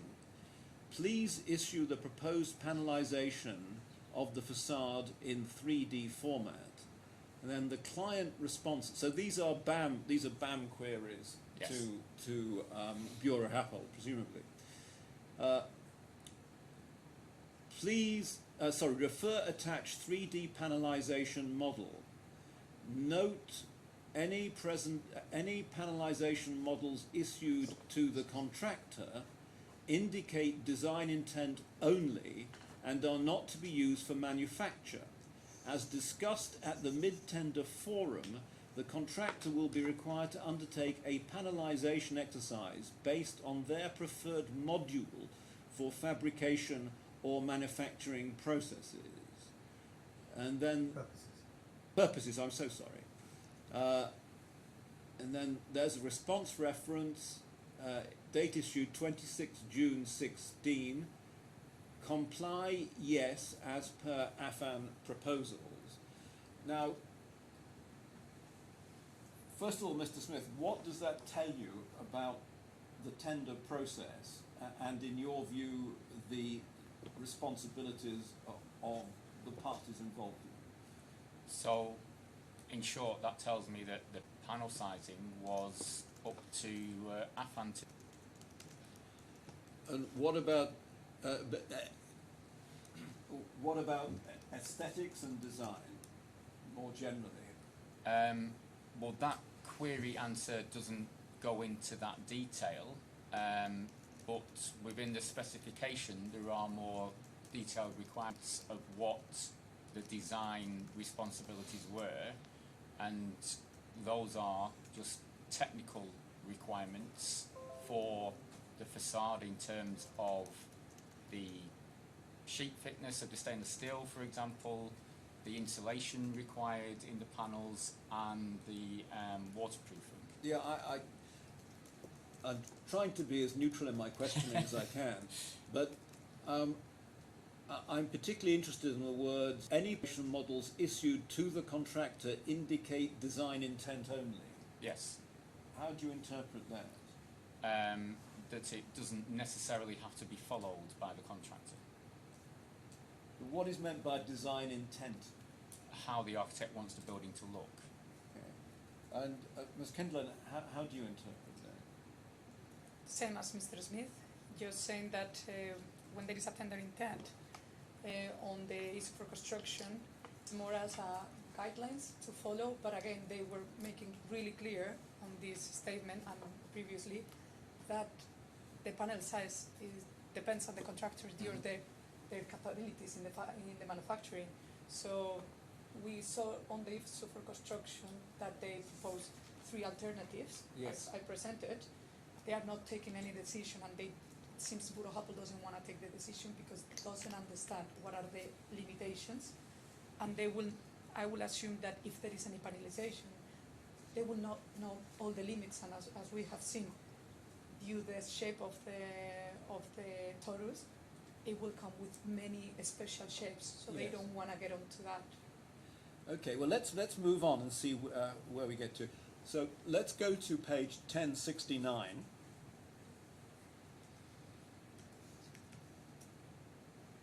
So this is another. So now we're actually getting to some references to panels. I think all of these documents were included with the tender.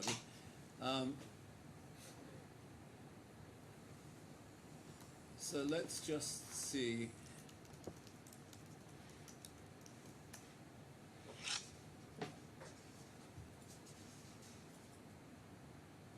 May we have this a little larger, please? I'm so sorry. No, I'm sorry. I said, may we have it a little larger? Yes, of course. I've got because it blown up here. Yes.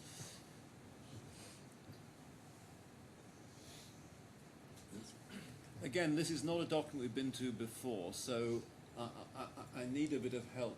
So this was in my presentation, Your Honour. It was in your presentation. Oh, well, then forgive me. Sorry for correcting you. No. It just shows one can't take everything in.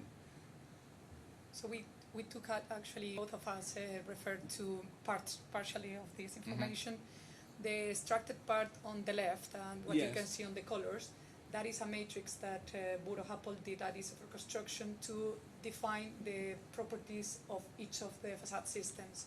So I think what is important is if we go to the column that says typical module on the EWS 01, so it will be the first row of the... I can see typical module, yes. So on that one, as I presented on my presentation, here it refers that there are 2 options. The one that is, and it says typical module, so it's either typical module 2.5 meters by 4.5 meters or 9 meters by 3 meters. Vertical span 4.5 meters or 9 meters type. So I think then on the next column, I think, if I'm correct, I think Colte wrote this. No, this so the compliance column is in Affan's tender proposal, and this is Affan stating their compliance with the matrix, and obviously for each type they're saying that it's going to be the same size. Okay, so this is that's helpful. So this forms part of Affan's tender. Yes, and Affan have filled in the red correct. here, saying that this is what you want, this is what we're doing, and we're complying with what you want. Yeah. Do you both agree that that's? Yes, now I do understand. Yeah. Okay. Well, that's extremely helpful. Thank you. So, can we then go to the most contentious area, on page 1091.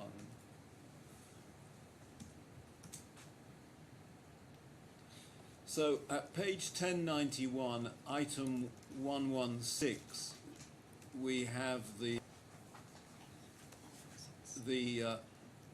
Just to 0001-003D drawing. Yes. So we now have that drawing. Yeah, 1 second. If I go. Is that number? 116. Sorry. Yes, Yep. it is. Sorry. Okay. So we now have. No, I'm sorry to interrupt, No. Your Honor. I know why I was getting confused. That one is architecture, so that one is 0121 P101 KLD, that it refers to Kila ARC, that is architectural. I think we know for the right model to 119, which is 0121 P101 KLD FAC, which is facade. And then that one actually is the Rhino model. Yeah, is the Rhino model, and it says on the description of the drawing. I think that has been. Oh, I see. Right, because the evidence. Okay, But the evidence but sorry. hitherto was that it was 116. There were both of them. That was where the confusion got. I think from the interrogation that we've done last night, what I understand is because Revit itself cannot generate the torus shape, the architects have created the torus shape in Rhino, and then Rhino has been attached or imported, whichever way they've done it, into Revit in order to create the architectural drawings. So they then overlaid the grids and the floor plates to do the elevations. Take that. But if I can, Sorry. I need to take this very, very slowly. So 116, which we thought was the document, is not the right document. sorry, Your Honor. Which In tab 14, it was included, it was a copy of the email and the screenshot of a Revit model. That Revit model on tab 14, not tab 15, that was the Revit model, the architectural model. On that screenshot, Sorry, I'm let's sorry. take it- I so think let's take it slowly. The Revit model that's attached 2nd of March emailed, which number is it then on this page? so. The one that is attached to the tab 14 is the 116. So it is 116. Yes, that one is correct. That one is the one that is attached, but that one doesn't have any panelization and was not. Yeah. So that, sorry, just the stage of time. So that was attached to the 2nd March 17 email. So we now have. Do you have copies of the new of the new doc? This, Hard on. Yes, Hard that one. copies. Well, this document is the one at 119, Your Honor. That is the facade. So this is so the new one is 119. if we can go back, sorry, just Yeah, so it's just to go DFAs. back.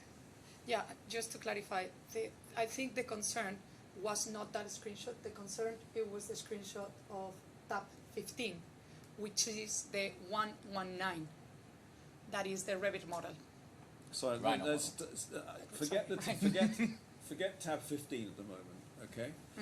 Let me just go back Sure. to the list of drawings. So on page 1091, the new document is 119, is that right? Did you say? Yes, Yes. that's what you're saying, yeah. This new, so we've got the Oh, title right, there, yes. which is the facade model. Yes, that's correct. It's So it's- architecture, and so it's- mound and lobby rhino model. Correct. Yes. Okay, so the new document is item 119. Okay. I'm going to ask each of you in turn, perhaps Mr. Smith first of all, what, in your opinion, does this drawing or model show?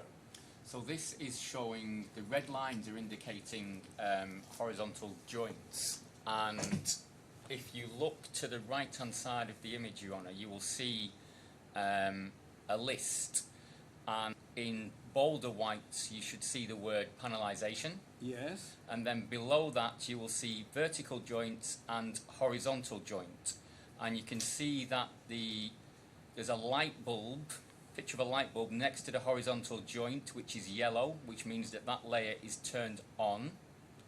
Okay. And if we were to turn that layer off, those red horizontal lines would disappear from that image. Okay, and is it your opinion that they're intended to show floor levels? It appears that those joint lines are at the floor levels, yes.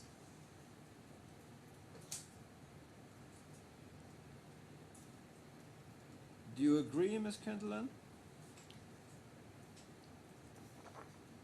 I agree that those horizontal lines are at, it seems to be at floor level.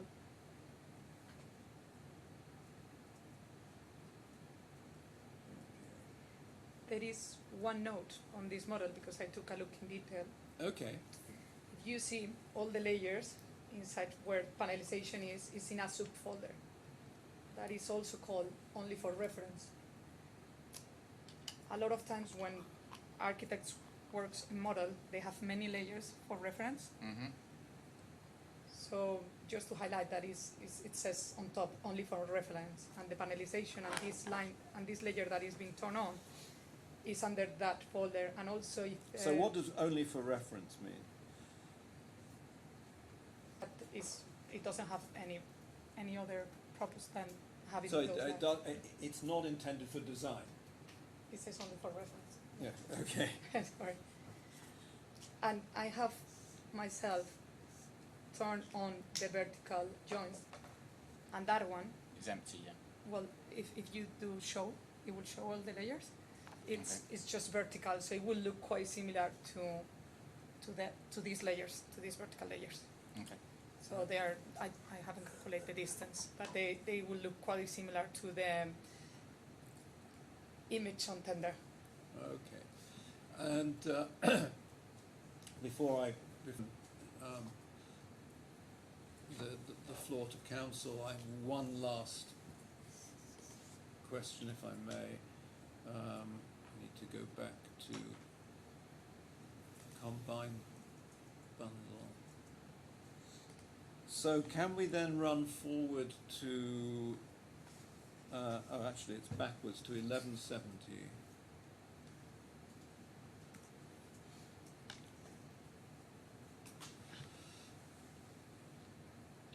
Sorry, forward to 1170. So this, as we know, is the meeting, the workshop that took place. And I just have one question, really, in relation to tab 15. I don't know, again, whether you've got a hard copy of tab 15. It might be useful Yeah, it's in front of you. to have it.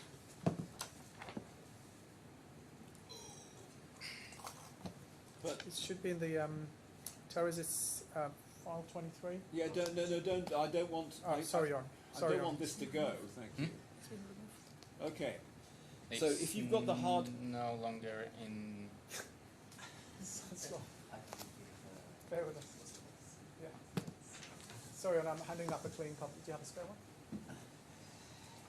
So have you got tab 15 in hard copy, and have you got page 1170 in front of you? Yes. Okay, doing the best I can and looking at the third image, sorry, the second image on the left under option 1, it looks to me as if tab 15 is the same, at least judging from the middle image. It does. It does look quite similar. There is some areas at the top edges and mainly at the inner part of the torus on the left side that you can see that is quite aligned in terms of the panelization. Yeah. So it looks quite similar, yeah. It does. So, does that help us identify what tab 15 is? So that's the whole analysis that came with the tab 15. It was when I did the analysis on what I consider the initial model, that was questioned based on a model with a panelization being submitted on the 2nd of March. So this panelization that it was put on page 15, it doesn't seem that coming from that Rhino model that was sent on the email on tab 14. That's what we agreed, that this panelization is not sent on the email on tab 14. So Yes, Mr. Smith. This image in front of us now in hard copy,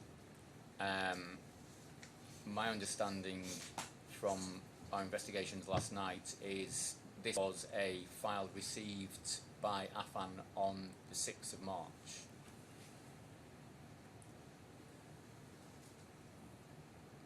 And it is a further iteration of the Rhino model received on the 2nd of March, which now shows the vertical joints.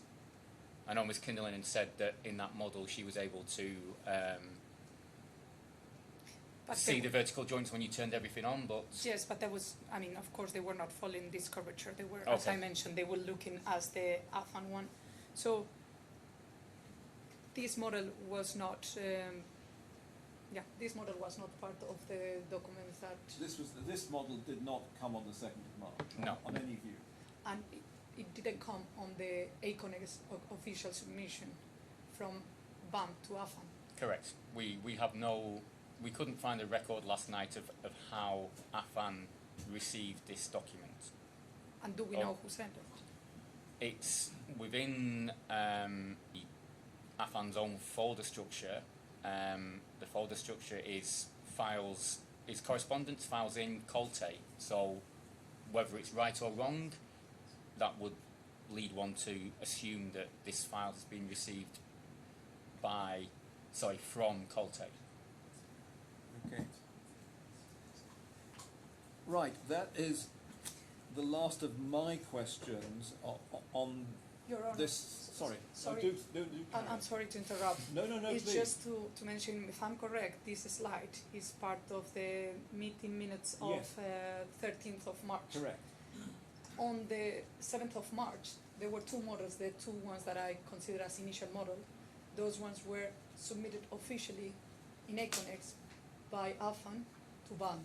Yeah. And those ones were the ones that are under the discussion on Yes. a few days later. So that is my Exhibit 18. Right. So Exhibit 18, Your Honour, does look very similar to the hard copy image that we have in front of us. Right. But I believe Affan's statement is that the model that they issued back was just following what they had been sent.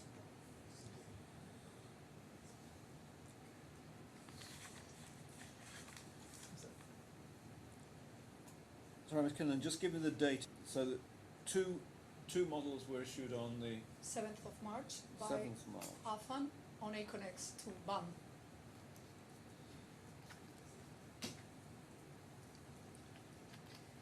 And this meeting with these comments are from the 13th of March. I think so, correct? yes. Yes. And Mr. Smith, you think that what is tab 15 then is the base for one of those models that was issued on the 7th of March, is that right? Yes.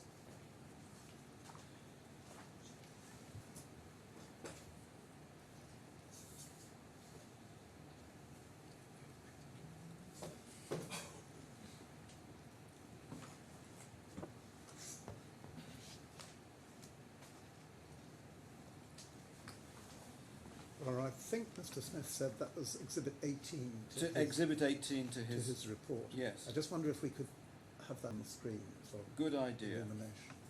Right, let's find that. It's also tab 17 of that hard copy bundle that the experts have. Let's. I'm going to stick with. If it's in there. Okay, that's the wrong Sorry, which report?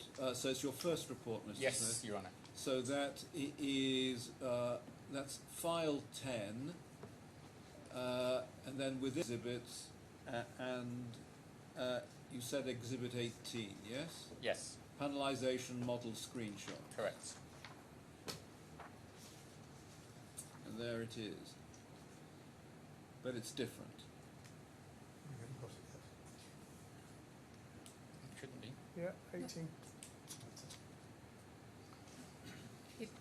It's slightly different, yes. So I would say that Affan have refined the vertical joints, so they're around the thick neck. It looks like they've split that.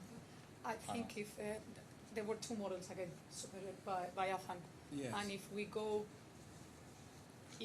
back to the image on the meeting minutes of the 13th of March, so where we were before, That is in the command. that is page 1170. That should be there. Yeah, so there were two options. So what we have so looking at it, it looks like option 2 is No, exhibit still, 18. it looks different. Yeah, because That's these verticals Yes. are curved rather than straight.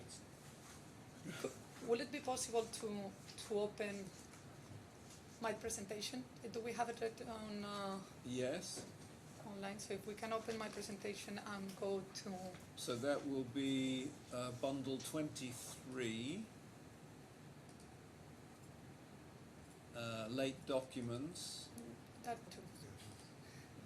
Kinderland. Sorry, we need to go to Miss Kinderland. Yes, I'm afraid I don't have it on this machine.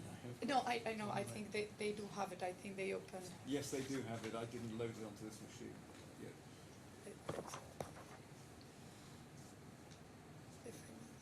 In expert presentations, I suspect. AESG. That one. That's No, no, sorry. no, the last one. Presentation, Ms. Kinderland. Okay. I think if we go around 40 and then let down. Sorry, then 2 up, or if you can go a few slides up, sorry. 1 more? Yes, so, and this is correct, yes. So those are the 2 models that Yes. were submitted by Affan on the 7th. As we can see, model 1 looks quite similar to the exhibit from Mr. Smith. Mm-hmm. And then model 2, it looks more similar to what we have on. 18, yes. So those 2 models, as per my understanding and as per the Econex record, they were sent by Affan.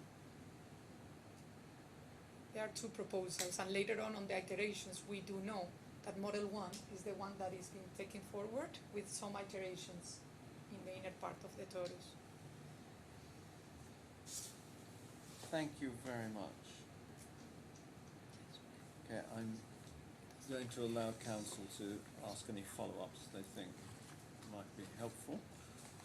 First of all, Lord Marks. Well, I'm very happy to do it that way. I'm just conscious that both of us have been faced with this evidence quite detailed and interesting, that it might be quicker if the lunch and the adjournment lunch now. and adjournment just prepare for our questions so that we can try and keep them economical. Yes, That's fine. And in the sort of sense that this is a collaborative exercise, I don't mind people speaking to the experts. If everyone's happy with that, that would be very helpful. Well, Yes. If we're going to ask questions, they're going to go on the transcript. Yes. Obviously, these answers, I would prefer You prefer that that we didn't speak to them in a short period. Okay, all right. But we ask questions now. No, if that's your preference, I'm comfortable with that too. Okay, so let's adjourn now until 5 to 2, and you can ask the questions you can prepare over the short adjournment. Thank you very much indeed.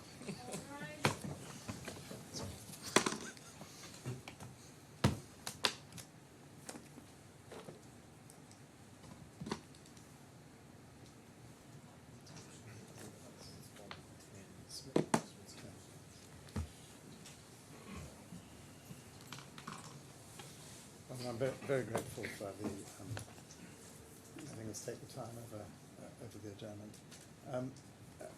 Both of you, I think you've both a little clip of documents that Ms. Kinderlam wanted to use to illustrate a number of points. It's called Combined Bundle and has the page references on it. Towards the back of that, and second last page, there's page 945 and page 944. I wonder if you can say what those are from the tender documents, are they not? Yes, they are. Can you explain what you think they signify? Perhaps first Ms. Kindle and then Mr. Smith. Sure. This is part of a section that is called, sorry, I need to look through it. It's called Method Statement for Installation of Composite Panels. So what is showing the image on the screen at the moment is a crane handling one single panel, and how that panel, or the intention at tender stage, it was to be fixed.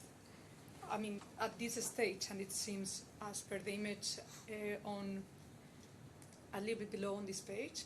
So would you go down, Terrace, to image 945, which is just... Yeah, well, is the next one, yes. No. So on this one, this is perfect. On this one, we can see that the intention at tender stage is actually to fix the panels not on the die-grid. It seems on this one, it's on the slabs, which we know that it was not possible due to structural reasons.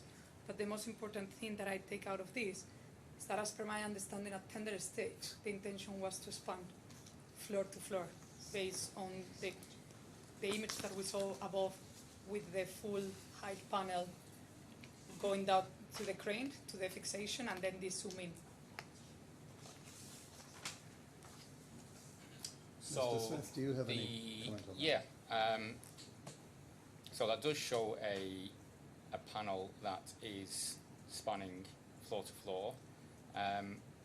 But at that point on the building, it was probably possible for a 9-metre panel to span floor to floor. The larger panel sizes are elsewhere on the torus shape.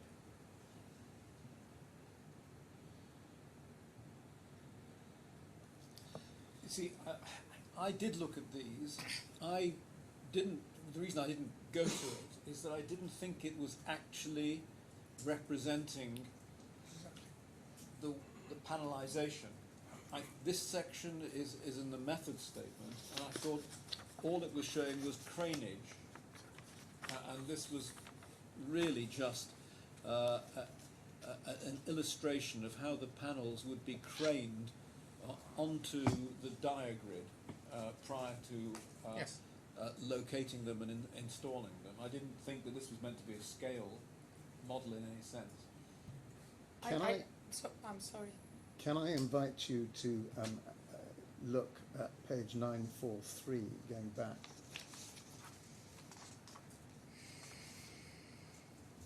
Do you see what looks like an ocean liner at the bottom? Yes. With a number of floors, and there's a panel showing there. Does that help you with I think that's what it's referring your to. understanding. The last bullet says install support brackets on the diagrid steel members with proper orientation and alignment. Indeed so. So that doesn't actually tell you where you put them on the diagrid, does it? It Mr. doesn't. Deland? It doesn't tell you exactly what it is, and actually the model on the next page is missing the horizontal lines. So I think that could be the reason. It's on the next page, 945, where we can see a little bit more detail. It's even don't have the horizontal lines of the diagram, right? So this On that diagram- particular image, yeah. Yeah, it doesn't seem too realistic. So I do agree, Your Honor, with yourself in the sense that this looks a diagram. I put it here because I thought that maybe it will be worth it for Mr. Smith and myself to go tender to get to the point why I have assumed after reviewing the tender that the panels were meant to be 9 by 2.2 meters or above or below in terms of like spanning floor to floor, and why Mr. Smith understood that there was an option that it was spanning mid-intermediate floor, like 4.5, because for me that is the major disagreement that we do have at the moment, because the rest is quite aligned, is that point. And I brought this one because it's collecting all the information based again on my assumptions from tender. All the points are directing me to go to the 9 by 2.2, the option B as I call it, from this of a construction option. So I would like to, maybe I'm missing parts from the tender that Mr. Smith has seen that guides him towards the other direction. So that's why I brought this reference. Would you look, please, at the document, what I call the red line document, which is in late documents file 23. Well, we've got two versions of those now, haven't we? Or are you talking the document, I'm the talking image of that was the issued today? document issued today with Okay. the horizontal red lines.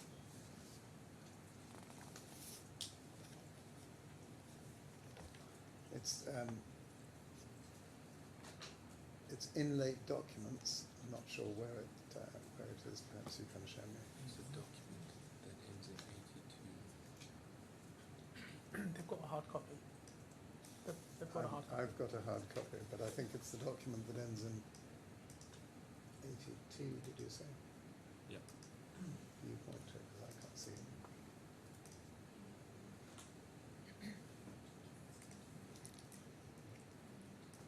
Cheers. Can you go up a little and the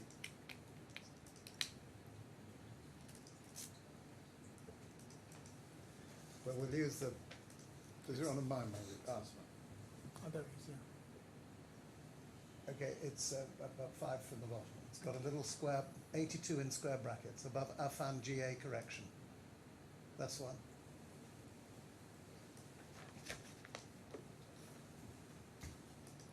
Can you each comment on that document and explain? That's marked, as Mr. Smith pointed out, only for reference panelization, and it's got the horizontal level, horizontal joints bulb turned on. So I take it from that we infer that the horizontal joints are represented by the red lines. Is that right, Mr. Smith? Correct. That's what I said earlier. And can you comment on that in relation to the tender documents we've just seen? Which particular tender documents are you referring to? Well, the 943, 944, 945. Well, there, And the point that Ms. Kinderland was making. I think I've answered that question, and so's His Honour. So these drawings in the tender are indicative of the method of installing the panels. And I made the point that the image at 945 is potentially a location where a 9 metre panel could span from floor to floor. Could I ask you to direct your answers not to whether a 9 metre panel could span the floor, because the issue of whether 9 metre meant 9 metre exactly or 9 metre typical is not, we've canvassed extensively. I'm just concerned with whether this document with the horizontal joints bulb lit up tells you anything about the tender documents or about the coordination with the tender documents or not. Not really, no, because as Ms Kindlin pointed out, the images in the tender documents do not show all the horizontal diagrid members. Ms. Kimberland, do you want to respond to that?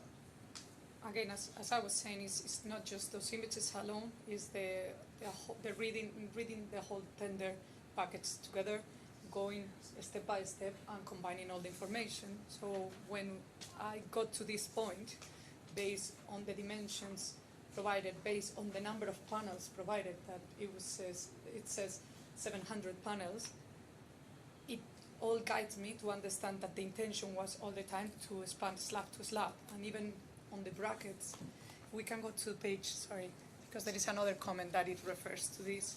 If we can go to page 923 on the combined bundle. Yes. On the top part, we can see, due to the limitations imposed by the main slab, all connections for our unitized will be to the diagrid structure via welded brackets. So we do understand that, and again, this is pointing similar to the sketch, that there was at some point an intention to fix it to the main slab. The main slab couldn't take and imagine that load, so the fixation should go back to the diagrid. But all of that indicates that the idea was to span, as per my assumptions and understanding, it was to span floor to floor.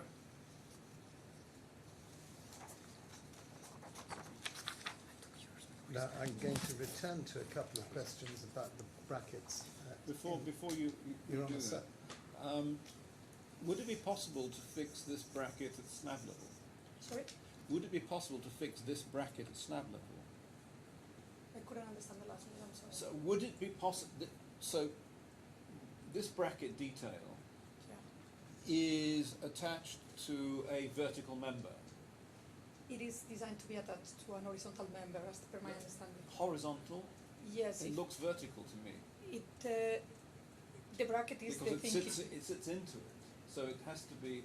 No, the bracket is the pink thing. Yes. So the pink element is not, you don't see the element, the structural element.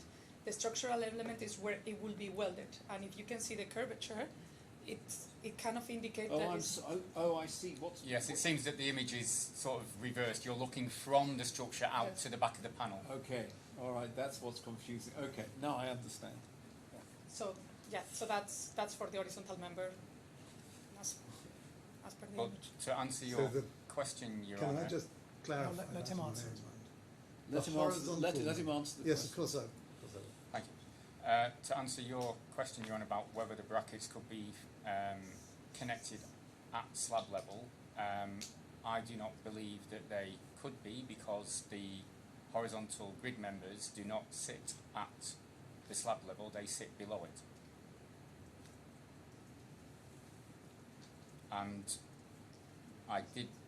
you set me some homework last night, which I do have. There's a hard copy of the drawing in question which shows that detail. Is that available? I think we only have one copy of it, Your Honour. Sorry, we've not had A3 papers.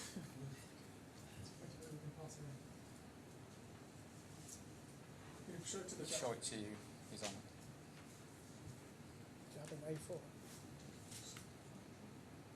Okay, I think we do have that. So somewhere. that detail, Your Honour, is in my presentation. Yes, that's drawing 946. Yeah, thank you. Where is in your presentation? I can't remember the slide number. Yes, it is on yours. So we go to the presentation.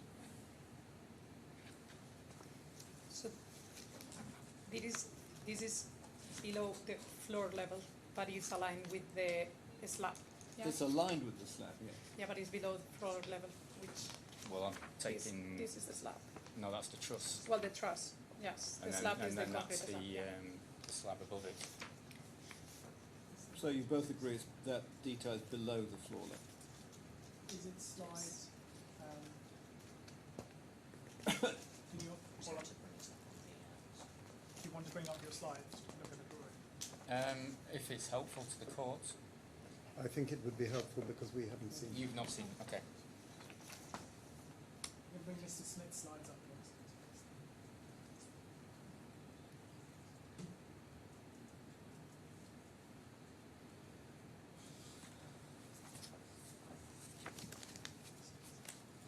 Must give the reference, sir. Yeah, it's the document you have highlighted. Can I ask you something, Mr. Smith, if you don't mind? You said that Okay. the detail, sorry. So, Mr. Hussain, can you? You'll have to help. Go through Or the which slides. Terrace, yes. I can't remember the slide number. Yeah, So can you scroll unfortunately, they're down? not numbered. Keep going, please. Stop. That's it. No, next one up. Thank you. No, it is the one I thought.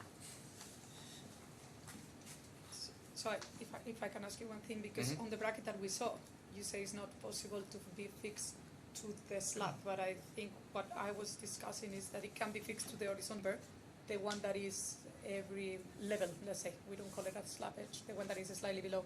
Yes. So, and actually this way it will allow us, because we have seen that on that section that the panel goes a little bit above that connection, right? So Correct. that means that maybe this way we could have the panels aligned to the floor level. The joint could possibly align with the floor level, yeah, but the bracket would obviously be below. It seems the- it's 450 something on Yeah. those lines, yeah.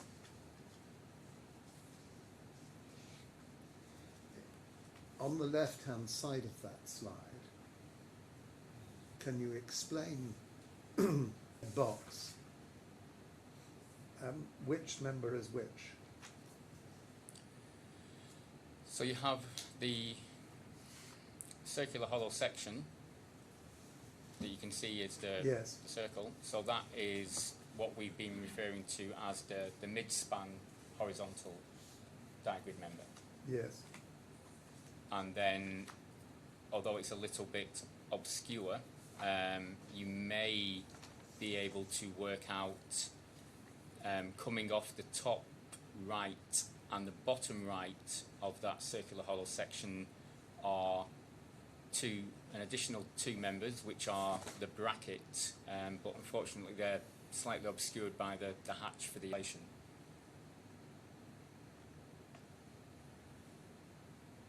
Are they the ones to the right of To the right, yes. I see.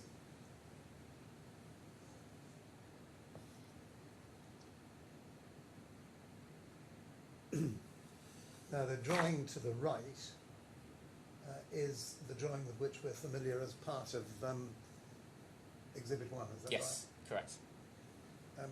Could we turn to Exhibit 1, which is AESG's slide 24?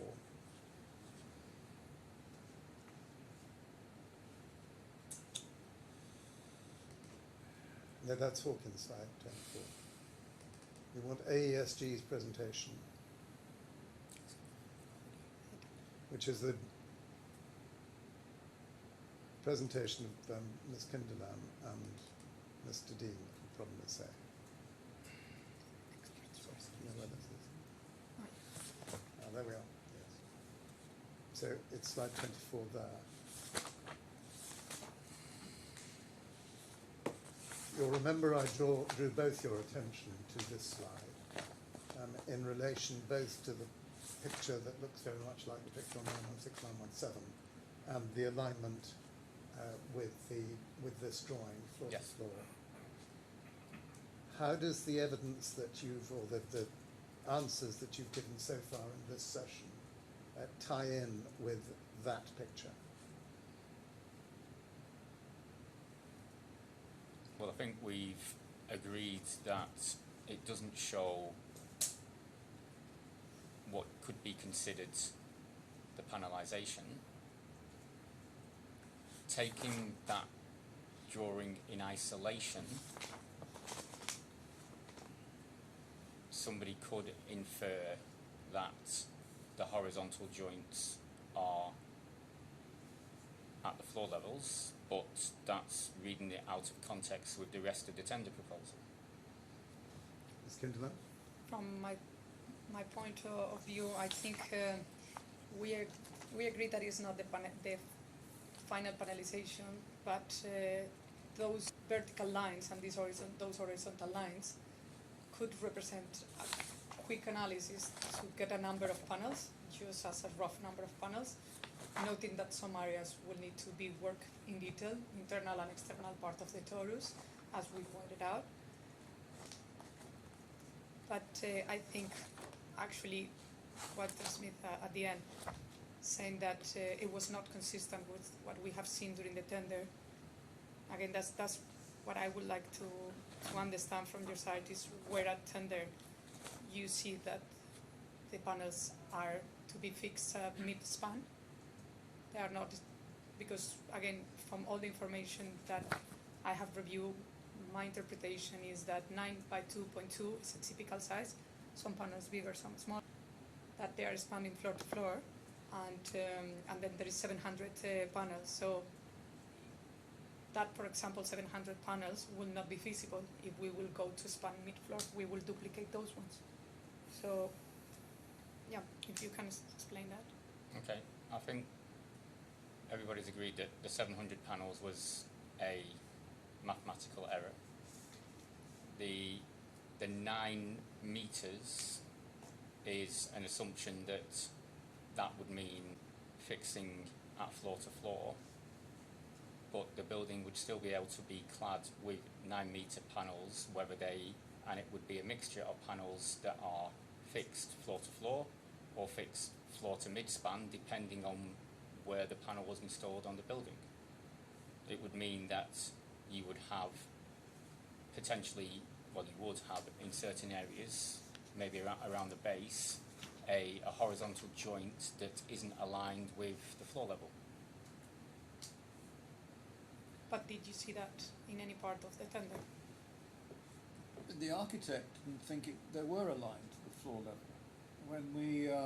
When we went to the minutes of the meeting, on the steel meeting on the 13th of March, his complaint was they weren't aligned. It's more about an offset with the floor level. Well, he said, well, why don't we go Sure. to that minute? So if you bear with me a second, I have it marked. Let's get my bookmarks up. It's a marvellous slide. Where is it?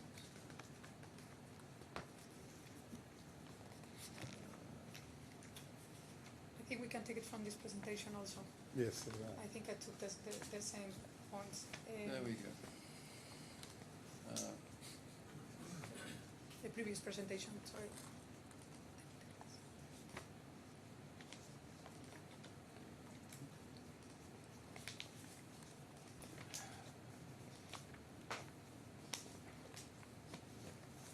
Yes, there we are. So it's page 1171 we saw this morning. Regarding the horizontal joint lines, I do not know why they are not following the floor levels. So as at the 13th of March, the proposal was not following the floor levels. But what they are saying, as per my understanding, the division of the panels is still same as the number of floor levels. It's just that might be a little bit offset, let's say. I don't know, because I haven't know. If we see the models, you can see how the whole panelization has been developed to align a little bit the horizontals, but we are not adding more horizontal or less horizontal lines. It's just an alignment. Your Honour, can we go to my exhibit 21, please?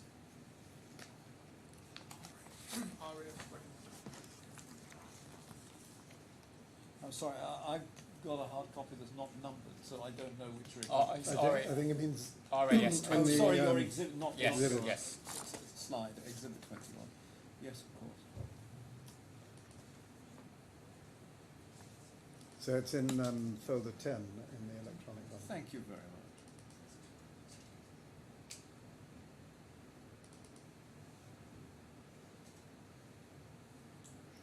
The exhibit 21, not the report, please. It's top further there. And I think it's slide 61. These are the minutes of meeting. Yeah, so this is the workshop. So here we have both the architectural IFC drawing on the left-hand side and then the facade drawing on the right-hand side produced by Borough Happold. Do you have that, Your Honour? No.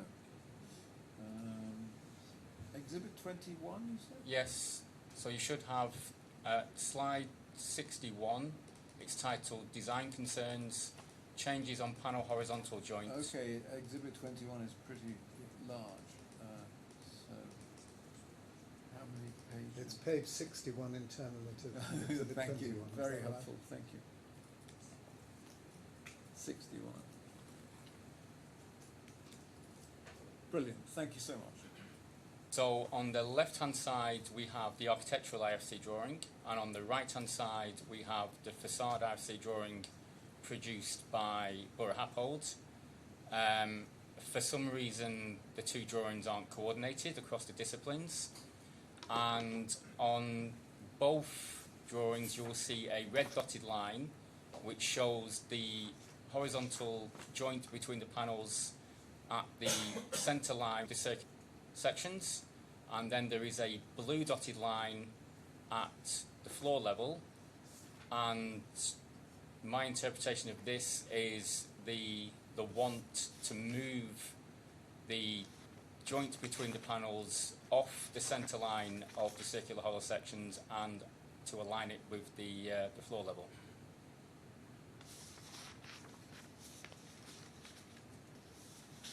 But on both drawings it's aligned with the centre. Yes, but the subtitle on the slide, Your Honour, is Changes on Panel Horizontal Joint from Centre Line of Circular Hollow Section to Finished Floor Level. Oh, okay, oh that's what that means, okay. Good with that, Mr. Smith. Can I ask Ms. Kinderland to comment on that point and say Yes. whether it tells you anything and what it tells you?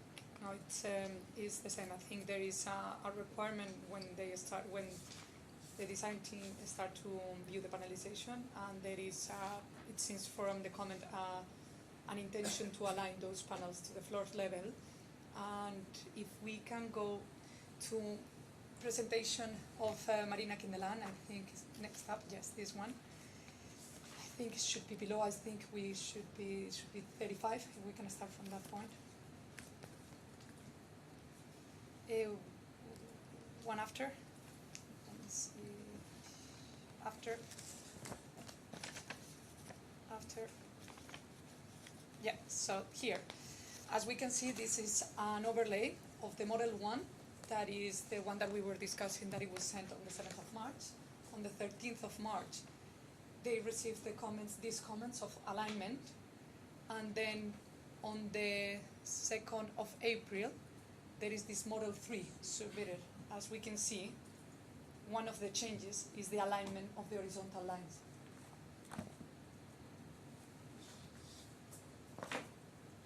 So that was... So you might want to explain that to us. What you're saying is that this drawing at slide 40 in the right-hand corner, it says 40, shows the implementation of Mr. Killer's suggestion. Yes, Is that correct? It seems so, because that is the result from the comments submitted on the 13th of March, as per my understanding, and that is the result. And if we can see, there is some small tweaks on the inner part of the torus, the same as the comment, some small tweaks on the top part of the torus, on the edges, and then this alignment of the slab. So Model 1 was not aligned to the slab? It seems so. Yeah, okay. But Model 3, the horizontal lines seem to be moving down, whereas the slides from the meeting minutes suggest that the joint should move up.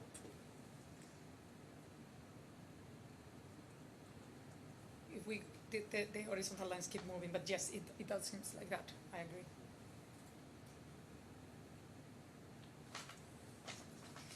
So I think what we get from your agreement on that point is that Smith highlighted comments that suggested that the horizontal lines should move up, and in fact what we get from what actually happened, if blue is model 1 and red is model 3, is that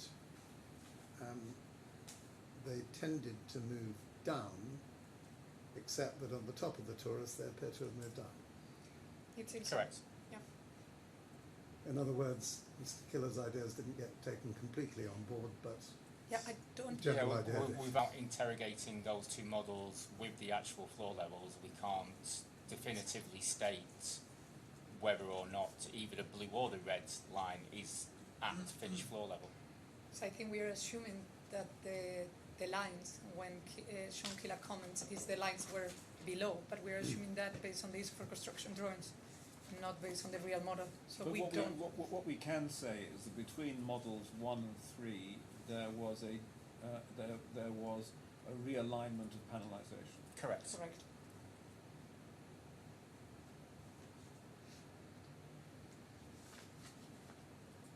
I'd like you to please both to look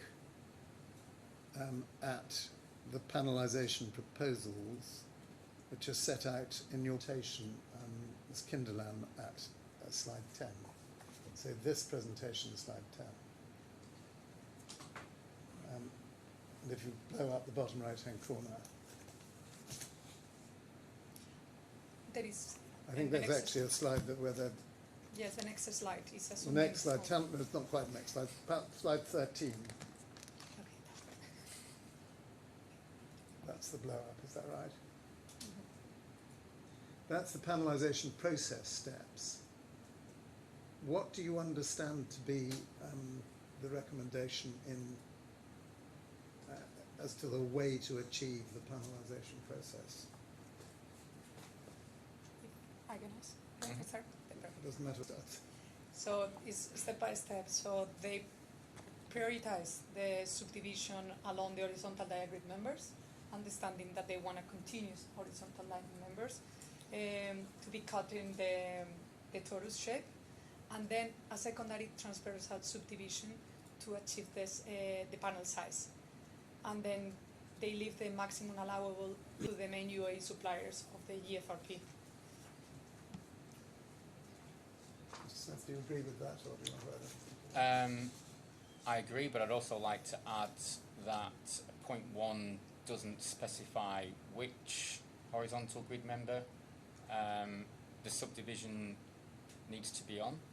I agree with what Ms. Kinderlin said about the horizontal joint, what I assume the design team wanted to be the prominent joint, if you will, to be the most visible compared to the vertical joints. And again, the as I've just said, but in a different way, the vertical subdivision was to be secondary in terms of look, and that was to be dictated by the maximum size achievable by whichever facade contractor would it. But then the third point also states that the geometry is to be minimised, to minimise the deviation from single curvature.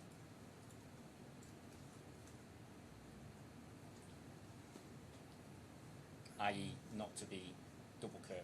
Well, to Well, I think limit the amount of double curved panels. We've seen and had explained to us this morning how the double curvature works. It works with curvature in different directions. Yes.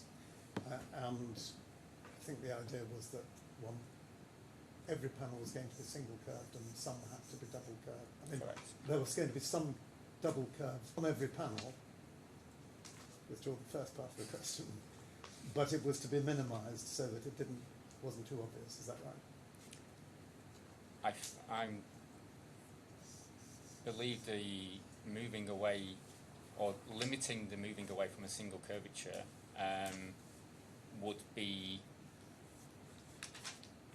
due to the, well, as it says, tolerance for the manufacture of the stainless steel cladding.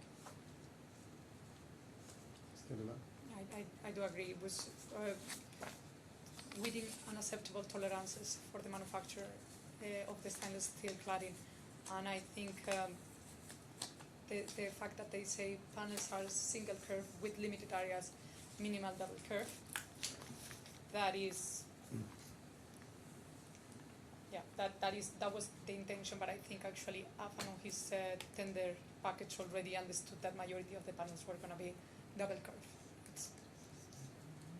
And that's what his tender proposal was. Yes. I just want to turn finally to the question of brackets.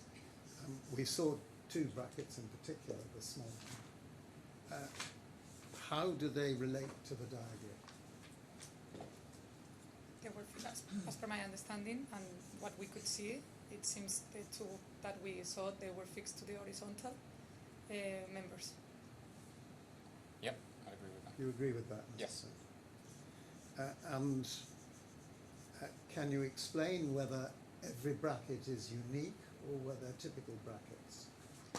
So as per my understanding, and again, I haven't gone in detail through the whole packages of brackets, as per my understanding, there will be certain repetition, that is what you will expect on a project like this, where the design of the bracket allows for the different tolerances. So the bracket itself will allow you to put it in different positions and different distance to the panel and different orientations of it. So the bracket itself and the way that it's hooked on will allow you for the in and out tolerances, up and down tolerances, and orientation tolerances.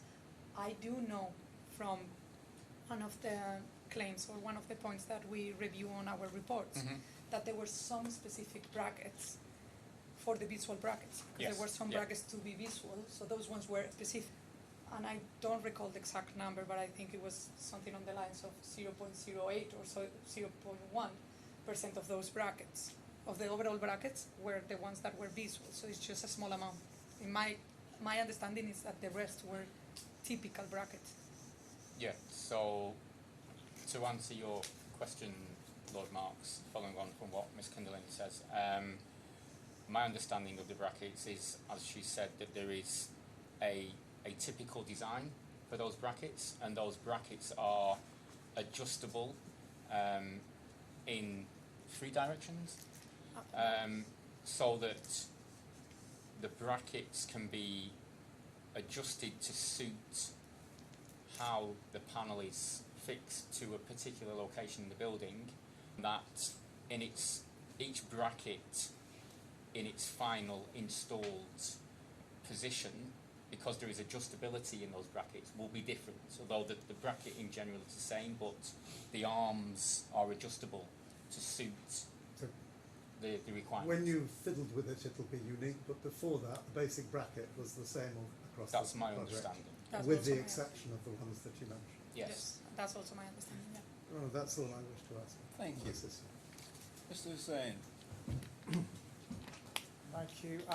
Can you both just help me with the, if we go first to the model sent on the 2nd of March 2017 that you were asked about. So you have a copy of that? Yes, the red line one, as Lord Marks referred to. Yes. And if we can bring that up on the screen, please. It's a document issued today. It's in the late documents 23.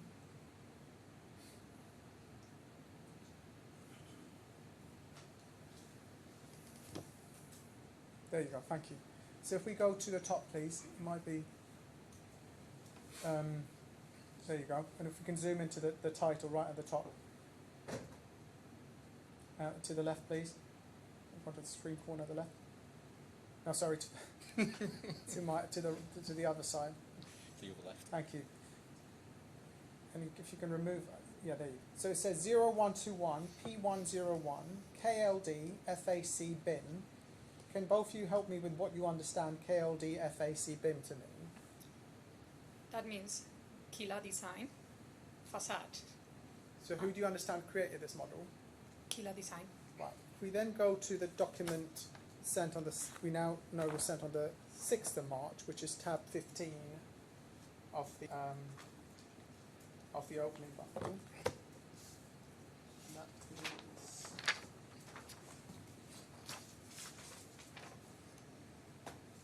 again in the new documents, tab 15, so it'll be in the late documents, tab 15. That's it. And if we go likewise, Terrace, to the top left-hand corner of that document, so stay on that document. So again, we see KLD FAC BIM, the same number, and then in brackets 2. What do you understand this to mean? That this file has been copied twice. You think it means it's been copied twice rather than a revision number? No, copied twice. I mean, this happens normally when you, for example, download a file or you try to save the same file name on the same folder. It will be copied as copy 1. I mean, Yeah. bracket 2. That's my understanding. Yeah, you do. You get it on when you're saving things to the cloud. What do you understand KLD FAC BIM to mean? Is exactly the same model that we just saw. No, So this it's is not. This. Kila Design facade So you think this is the same document as the one we... Model. is the same model. Okay, so who do you understand the author or the creator of this model to be? That code, Kila Design. But it's important to say that it's been mentioned in this meeting that this didn't come from a folder from Kila. It came from a folder that is from Colte. No, it's saved in a hard drive under a folder in Colte. It doesn't mean it came from Colte. Okay. While we're on that then, can we go to, you were asked about certain meetings, I just want to understand, if we can go to the disclosure made by the claimant on the 21st of October, and you have in front of you a copy of CCM Treble 2. So it's a claimant's disclosure file.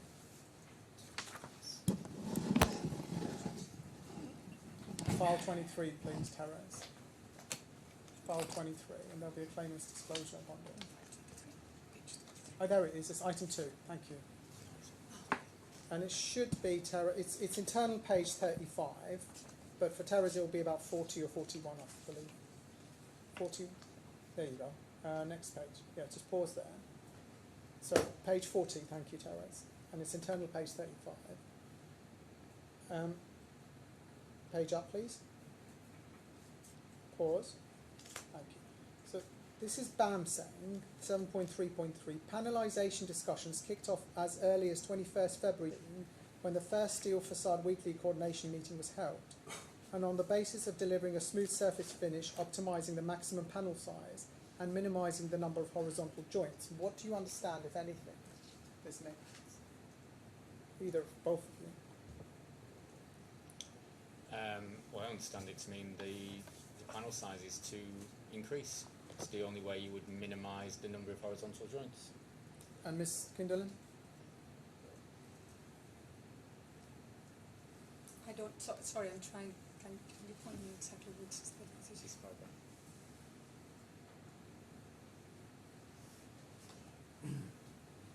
This is on the 21st of February. I haven't seen any model, so I don't know. Yes, but as an architect reading, on the Yeah. basis of delivering a smooth surface finish, optimising the maximum panel size and minimising the number of horizontal joints, what, if anything, do you understand that means? That they want to minimize the horizontal joints. I don't know what it was the model. Right. Well, what model do you think they were discussing?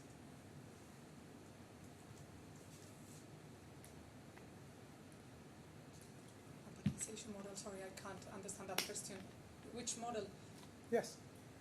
What do you said you don't know what model they were discussing. Well, which model have you seen that they would have been discussing as of the 21st of February? I haven't seen any. Well, I have seen the tender panelization model. Well, the document in front of you, the one today, was sent to Affan in March 2017, but we know it was sent to, it was created in December 2016. Mm-hmm. We know that, don't we? We do. Okay. The one with the red lines, right? Yes. Yes. And then looking at 7.3.7, we were looking at this meeting, and they talk about these meetings together, BAM does. So weekly meeting 3 and 4, 5th and March 2017. The initial panelisation draft model, figure 2, was presented during meeting 3, and in total 4 options for panelisation were presented. Killer's preference, very close to the final approved panelisation. and then it refers at 7.3.8 to Killer's design was split into two, Killer's design preference option 1A and 1B. Doesn't this suggest to both of you that Killer was asking for this panelisation? For me, it infers there was a design that Killer was pushing. I agree that there was a design that Kila liked more than the other alternatives. What is the largest panel, to your knowledge, on this that was installed, roughly? 18 metres. 18 meters. Right, and neither of you have provided any structural reason why you couldn't have panels out of a maximum by 2.2, correct? Correct. Ms. Kinderland, there's no structural analysis you've done to suggest it wasn't possible. It was not possible, did you say? Sorry? There's no structural analysis you have done, and I think we discussed this in your cross-examination, which would suggest that you couldn't, it was structurally impossible to have a maximum 9 by 2.2 metre of panel. No, structurally I haven't done an analysis. Also because, as we have said, that if the tender was proposed in option 1A, that it will be all the panels spanning 2, 4, 5 levels, Yeah. then that might be an option. But Right. I haven't studied that canalization.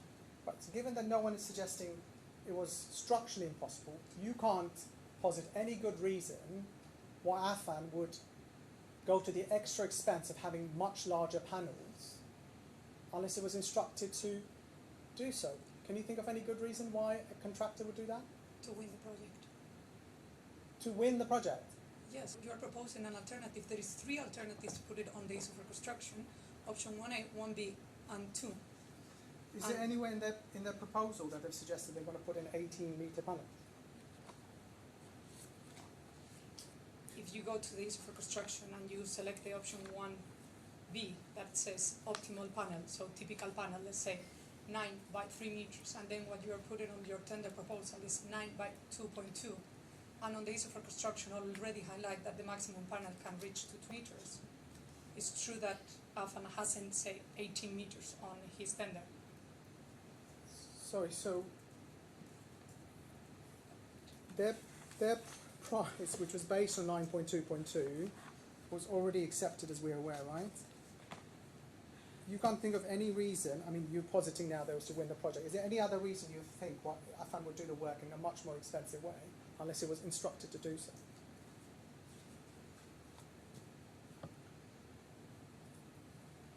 Is there any reason?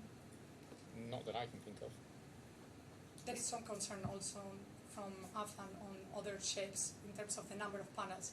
Installation could be also slower, the installation process. I mean, we will need to You're go in speculating, detail. aren't you? Because the only I am, because I've been asked to understand.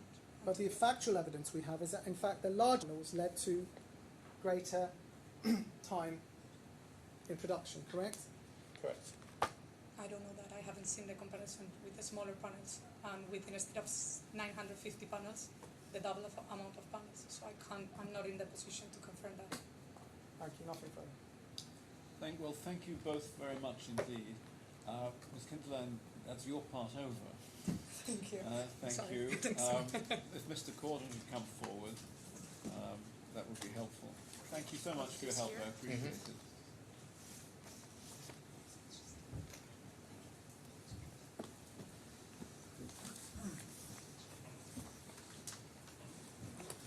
Good afternoon, Mr. Corden. You're still under oath. Good afternoon, Your Honour. I really only have one line of questioning that I'd like to ask you both, which does arise out of the CCN 222 document. If we could please go to page 76 of that document, section 8.5. I think it'll be on screen in a minute.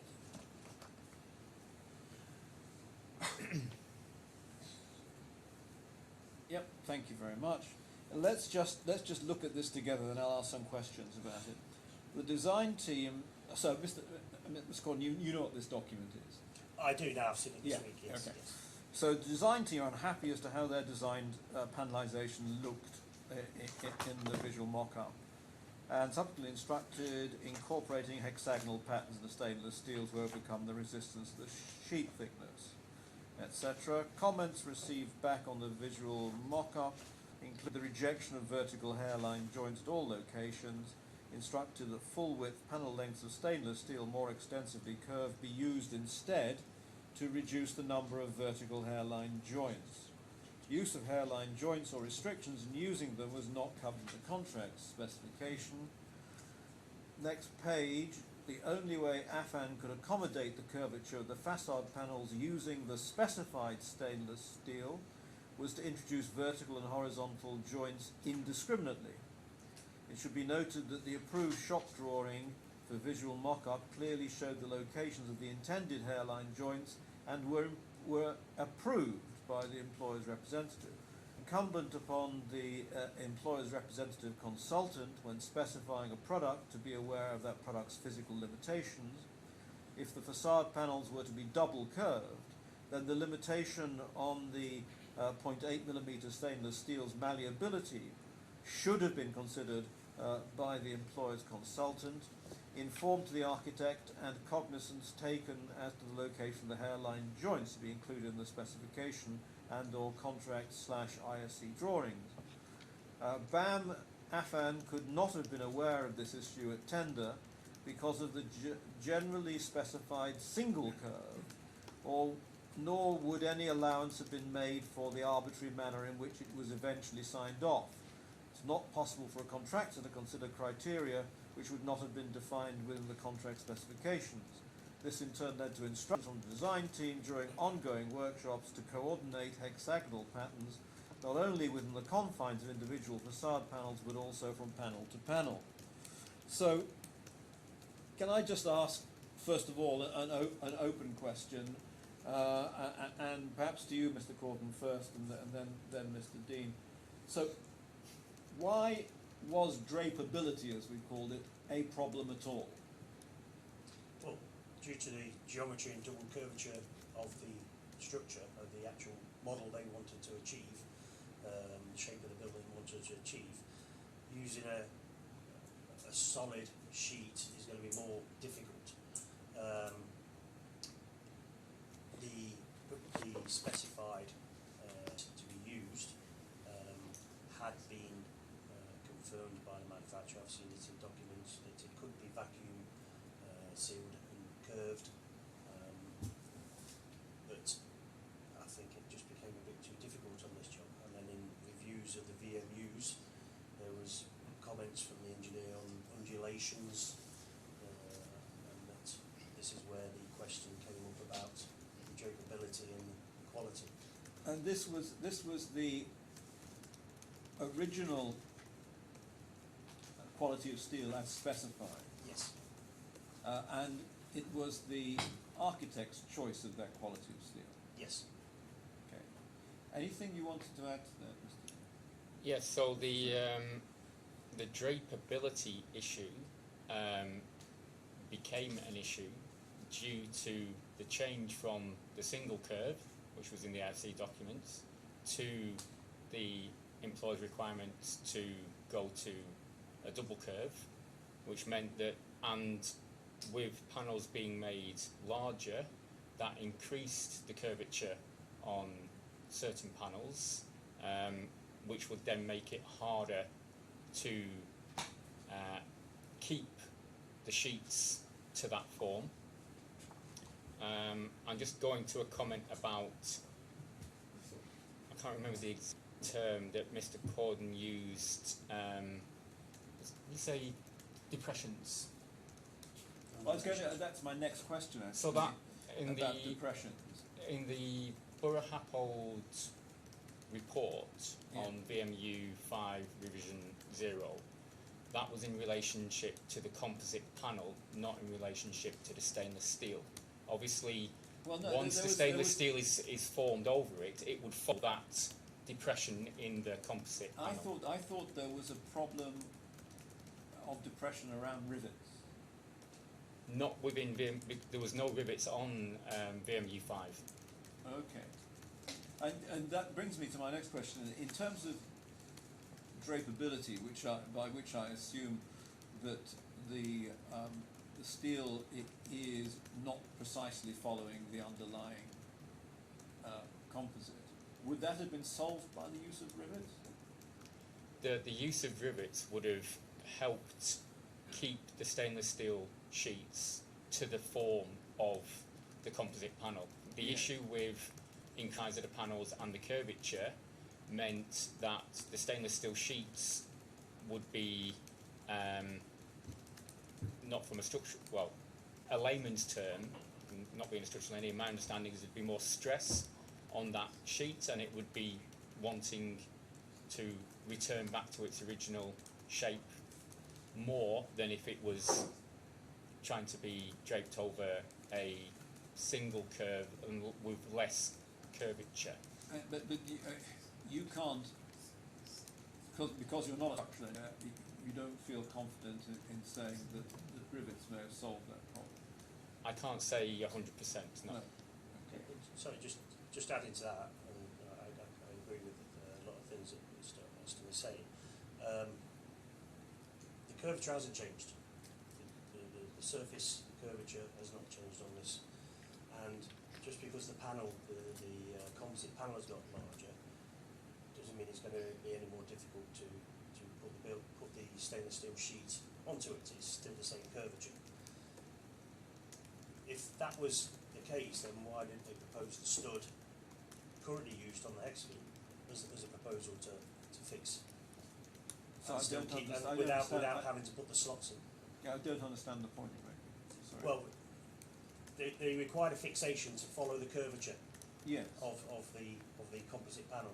They could have done that with the studs that are currently in there on the back of the individual hexagons, without having the rivets on the outside.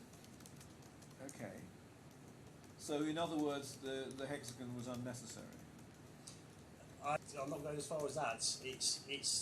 It would needed to have been a bit more study out. It certainly helped to drape. We keep going back to the same word, drapeability. Yes. Make it easier to form over the double curve shape. And yes, the original specification says single curve, but the proposal came in on saying it was going to be double curved. Yes. Well, we can look at obviously the proposal And I think I did put in my statements that there's nothing wrong with Affan's original design. yes. It's just a question came from the engineer about quality. Yes, I see. And that was backed up by the stainless steel manufacturers. Yeah. So I've got one final question before I throw you to the wolves. Would a different configuration of steel have changed matters? What do you mean by? We heard that I think we're using sheets cut from steel of a certain width. Yes, so the original VMU5, the stainless steel sheets, as we've just read, had vertical hairline joints, so they Yes. weren't spanning the full width of the panel, so weren't having to deal, a single sheet wasn't having to deal with the full extent of the curvature of that panel. So and I use the word very advisedly, change from hairline joints, as it were, in the middle of the panel, gave rise to, or at least contributed to the drapability problem. Is that what you're saying? My understanding is the instruction to have the stainless steel sheets going as a full sheet across the width of the Yes. panel, that is what led to the drapability issues and therefore the requirement to introduce the hexagons. Now that's what I was asking. And do you agree with that, Mr. Courtney? It would have led to, yes. Spanning a solid sheet over a shorter distance is more difficult to curve than it is to on a longer distance, which was proposed on the vertical. Sorry, so you don't agree? No, you agree? You Because they wanted the orientation of the sheets more horizontal. yes. Yes, you agree with that? Yes. Mhm. Yeah. It's very more difficult to bend a shorter piece of metal than it is a longer piece of metal. Oh, I see what you mean. Oh, rather. Okay. Yes, I'm not. It's my fault. Yes. So it would have been easier doing it top to bottom than from side to side. If the longer length was in that direction, yes. Yeah, I see what you mean. Yes, okay, that's very helpful. Thank you so much.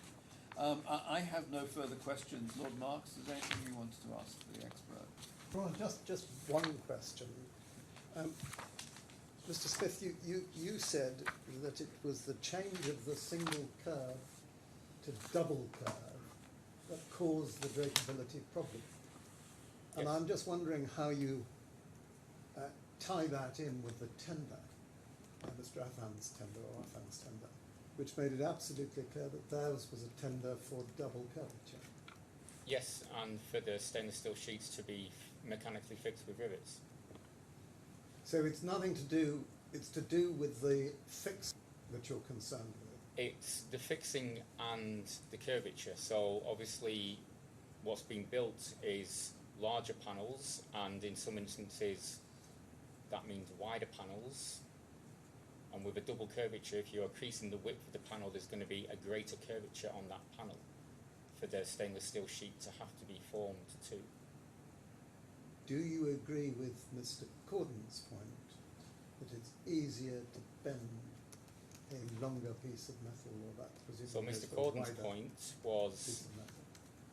that if, and correct me if I'm wrong, what I've understood you said is if the stainless steel sheets spanned top to bottom, and therefore that would mean the 6WL pattern would be turned by 90 degrees, then yes, that would be easier to achieve the curvature of the stainless steel sheets on the composite panels. Well, Can we just get, I'm going to ask Mr. Corden to give a response to that, but can we just get one thing straight first?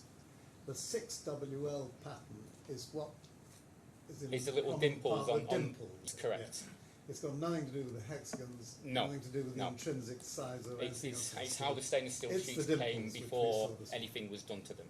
the raw material. Yes. Well, presumably the treated material treated by the addition of dimples. Yes. Yes. Mr. Corden, would you like to comment on the question that I put in relation to the fact that the tender was throughout for, I think it was for the 6WL or Yes, 8mm 6WL. 6WL Yes. stainless steel, so already dimpled Yes, already dimpled, yes. and doubly curved. And double curved according to the tender. So where did the change contribute to a drapeability issue? It helped, as I say, when you look at the, I think when you look at the Clifford, the orientation of the stainless steel panels was more vertical that was originally done on the mock-ups from Affan, and it would certainly help them curve it in one direction, but it would have still been difficult to get the double curve in the opposite direction, horizontal. These comments are then arose from VMU 5 and then incorporated into VM5 Vision 1, where they made all the panels smaller horizontal, going from calligraphy to calligraphy basically. So I don't So think we've seen the stainless steel panels cut across the panels. from across the side to panels, side. and they never really had large spans except in certain few panels in that direction.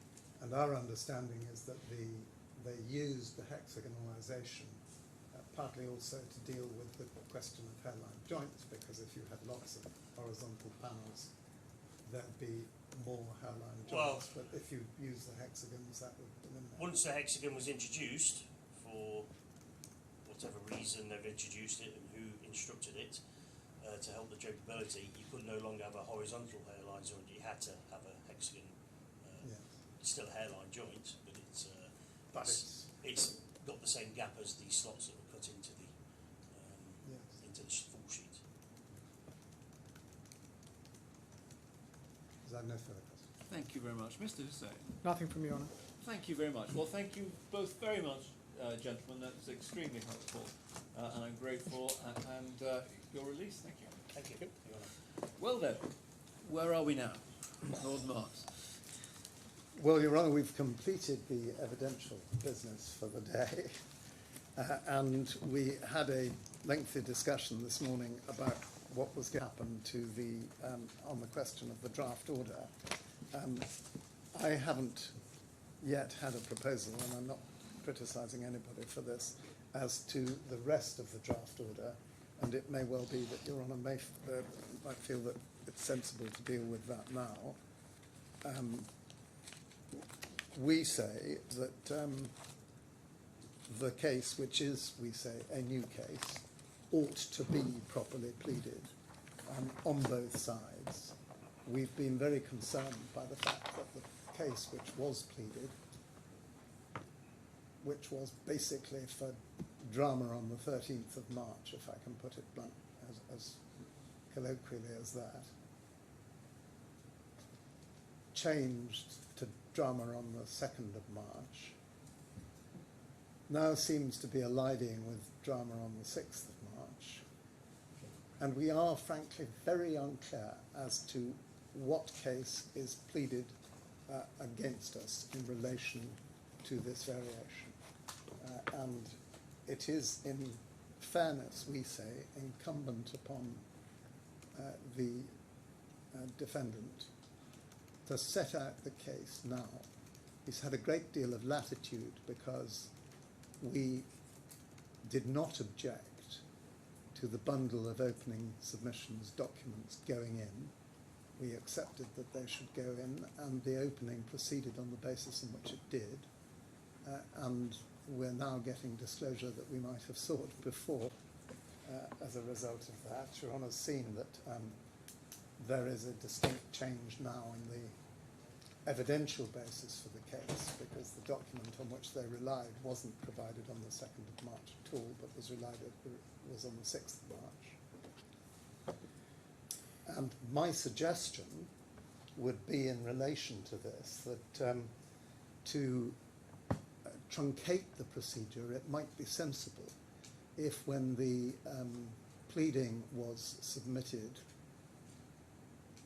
by the defendants, they did it in memorial form, so that if they wanted to put in any further evidence, they would put it in as an appendix to that revised amended pleading. It would be incumbent on us to do the same, because there may well be evidential consequences.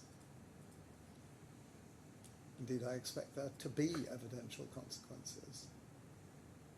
Now, I am hopeful that any fresh evidence can be dealt with either by agreement or on the papers or remotely. We would all be loath, well, it's been very nice to be in Dubai for a couple of weeks, but nevertheless, it would be more economical and easier to reach a just disposal in the timetable if there were a remote hearing for any extra evidence. Nevertheless, we do envisage that there may be extra evidence of these on both sides. And you've heard Mr. Hussain say and Mr. Smith repeat that the document put into tab 15 was put in there by error. I don't have any material to say that that wasn't the case, but I haven't seen any material to support that. Sorry, Nor have I every seen... transmittal is from your client. I understand that. What I'm saying is that the document originally presented as tab 15, originally said to have been attached to tab 14, was the instruction on the 2nd of March to change the panelization. That's a crucial point in the case, and it has a crucial bearing on the evidence that you've heard from Ms. Kinderlan expanded this afternoon. Yes, I mean, I see all that, and I have to say I'm now in the mode of thinking what I need to write a judgment. Yes. And I think I do need a proper agenda to write a judgment, to understand precisely what the parties' cases are. I'm just so.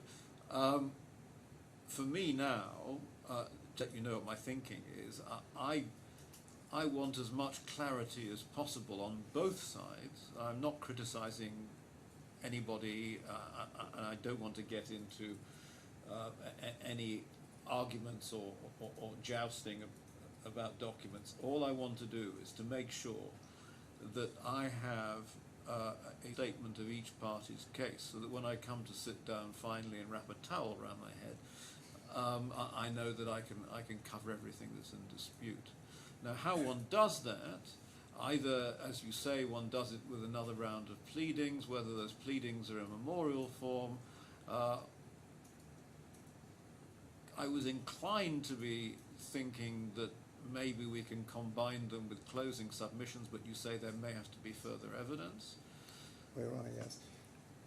Ron, I entirely agree with every word that you've said. Thank but you. I say just one thing more, which is that Your Honour also has a case, has an obligation to deal with this case when you sit and write your judgment in accordance with the overriding objective, which means that evidence in support of the pleadings should be before the court and should enable you to reach a judgment on the material as to the facts and the expert position on the case that is necessary. We believe that that can be done within the timetable which we've set. I might be making the same submission even if it couldn't, but we believe it can. And I'm invited to tailor the order now to achieving the position where you can write a judgment after polling submissions that takes into account the evidence that the parties wish to put before you on the case which they now seek to advance. Well, I'm in full agreement with that as a goal. Let's hear what Mr. Hussain has to say.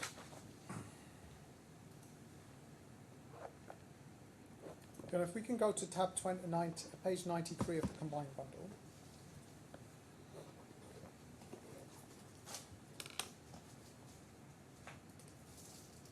Page 93. You see the particulars of counterclaim. You see squarely pleaded variation arising from the killer. Sorry, for some reason my combined bundle isn't opening. Let me just see. Yep. You see variation arising from the killer preferred scheme. See that, Your Honour, paragraph 2.1, the bottom of the page. So page 9.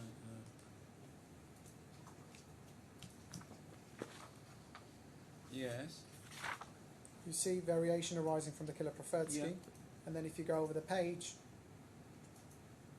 you see the variation pleaded of the increase in the panel sizes above that quoted in the tender and the introduction of hexagons. The claim that is, the counterclaim that is being pursued for the variation is very clearly pleaded, always has been pleaded. What happened is that in its expert report, there was a proposition put that off its own bat, the Affan, for some unbeknownst reason, produced a panelization model that showed the floor spanning, the panel spanning floor to floor. Then in the claimant skeleton, it was said, well, there's no written instruction that we were able to decipher from the meetings. So we clarified that the panelization model sent on the 7th of March was a result of us being told to follow an earlier model sent from Killer. But the claim itself has always been there. Now, if my learned friend feels more comfortable with a formal pleading, trouble with that, although in my submission, you're much better off getting a proper closing on which each side will have time to consider and make oral closings. What is causing me concern, and this is again talking about the conduct of the lay client, absolutely no criticism of my learned friend, is this idea that there will be a call for further evidence. We just need to look at the context of this case. The second defendant dragged into this case by a jurisdictional, by an amendment made, which in my submission, obviously is too early for you to say, one way or the other, has fallen apart. It was a ploy in our submission to keep the second defendant in to exert leverage. We then had, during the course of this hearing, because of Mr. Corden having referred to Bureau Happel review, we found that actually a claim had been made for the very same thing that are being denied as variations. And I've gone to that again and again and again. And then on top of that, slightly ironically, the claimant started this case by saying it was making a change to its claim. Now, I maintain that was a fundamental change, but I rightly recognise that, as Your Honour said, you would ultimately have to decide that point. So I did not object to that. So if the point simply being made is that we should plead what would be in the closing, and there'll be a counter pleading to that, I'll take instructions, but I don't find that as particularly problematic. If it's going to be helpful to you, it may even be helpful to my client in a way. What I find difficult is the idea that there will be further hearing or an application for further hearing. I know I can't, and you can't stop that happening, the application, but I would like to say that very, very strong reasons would be needed for that. And I also just. Well, you may be looking for a black cat in the dark that isn't there. Yes. So I mean, if you feel that we're safer moving with an amendment to the pleading, I will do an amendment to the pleading, or I can even do. Sorry, defendant can even do a standalone addendum to the pleading. That's neater. I have to say that, and probably the standalone document, particularly, I think a lot of common sense in what Lord Mark said about memorial style, given the stage of the proceedings that we're at, and also the nature of what we're dealing with. We're all used to using memorials in construction arbitration. Yes, I think it would help me. Okay, then we will do it. We will do it, of course. So, I mean, it's just a matter then of you producing, essentially agreeing a time within which you can produce that document, that Lord Marks can respond to it. Hopefully it will not be necessary thereafter for any applications to be made, but if they are, I will have to deal with them on the merits. But Yes. we need to fit that timetable in order to maintain the date of the 12th of December that we have listed for oral submissions, because I can tell you otherwise you'll be in March. Your Honour, we're happy with that. We will be very mindful of having to do it in short order. Yes. 4th of November may be tricky because of other commitments that Mr. Blake and I, but we will try and do it by then or very soon after. Well, look, I'm content for two highly experienced leading counsel to agree dates that fit in with your professional commitments while maintaining the date for the closing that really is set in stone. Your Honour, I think the date that's really set in stone is the 4th of December to get our closings to you so that you can prepare for the 12th of December. Well, yes, and so can we. Even better, yes. Your Honour, the only other thing that I would say is this. My friend has made certain submissions about the need to amend his pleading. And I just draw his attention, very brief, Your Honours, to page 65 of the combined bundle, which is his pleading of the variation. But he's agreed to get, I mean... He has, but... I have 65 in front of me. And 68 at M.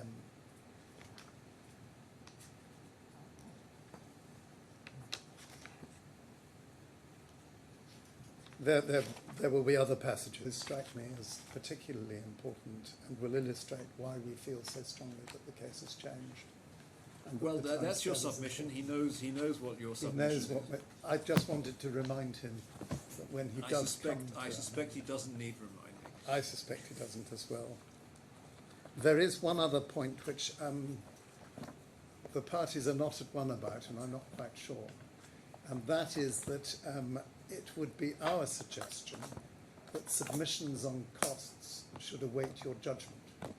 The reason for that being that we don't have to go through a flow diagram of possible results before we submissions. That would be my normal practice. Or on a so be it. For some reason or other, the defendants wanted cost submissions all at once. Maybe they'll revise that position. Is there a problem?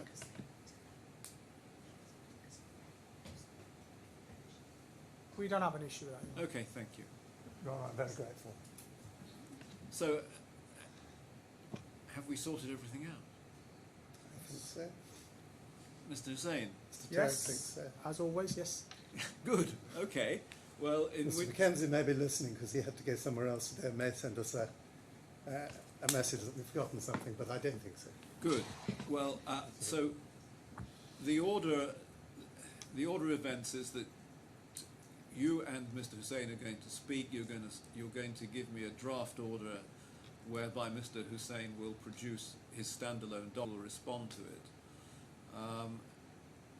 and that's I think Yes. it, isn't it? And it'll be a memorial form if desired. Yes. And so far as what we were discussing this morning then about the inspection of the CATIA model, has that been addressed?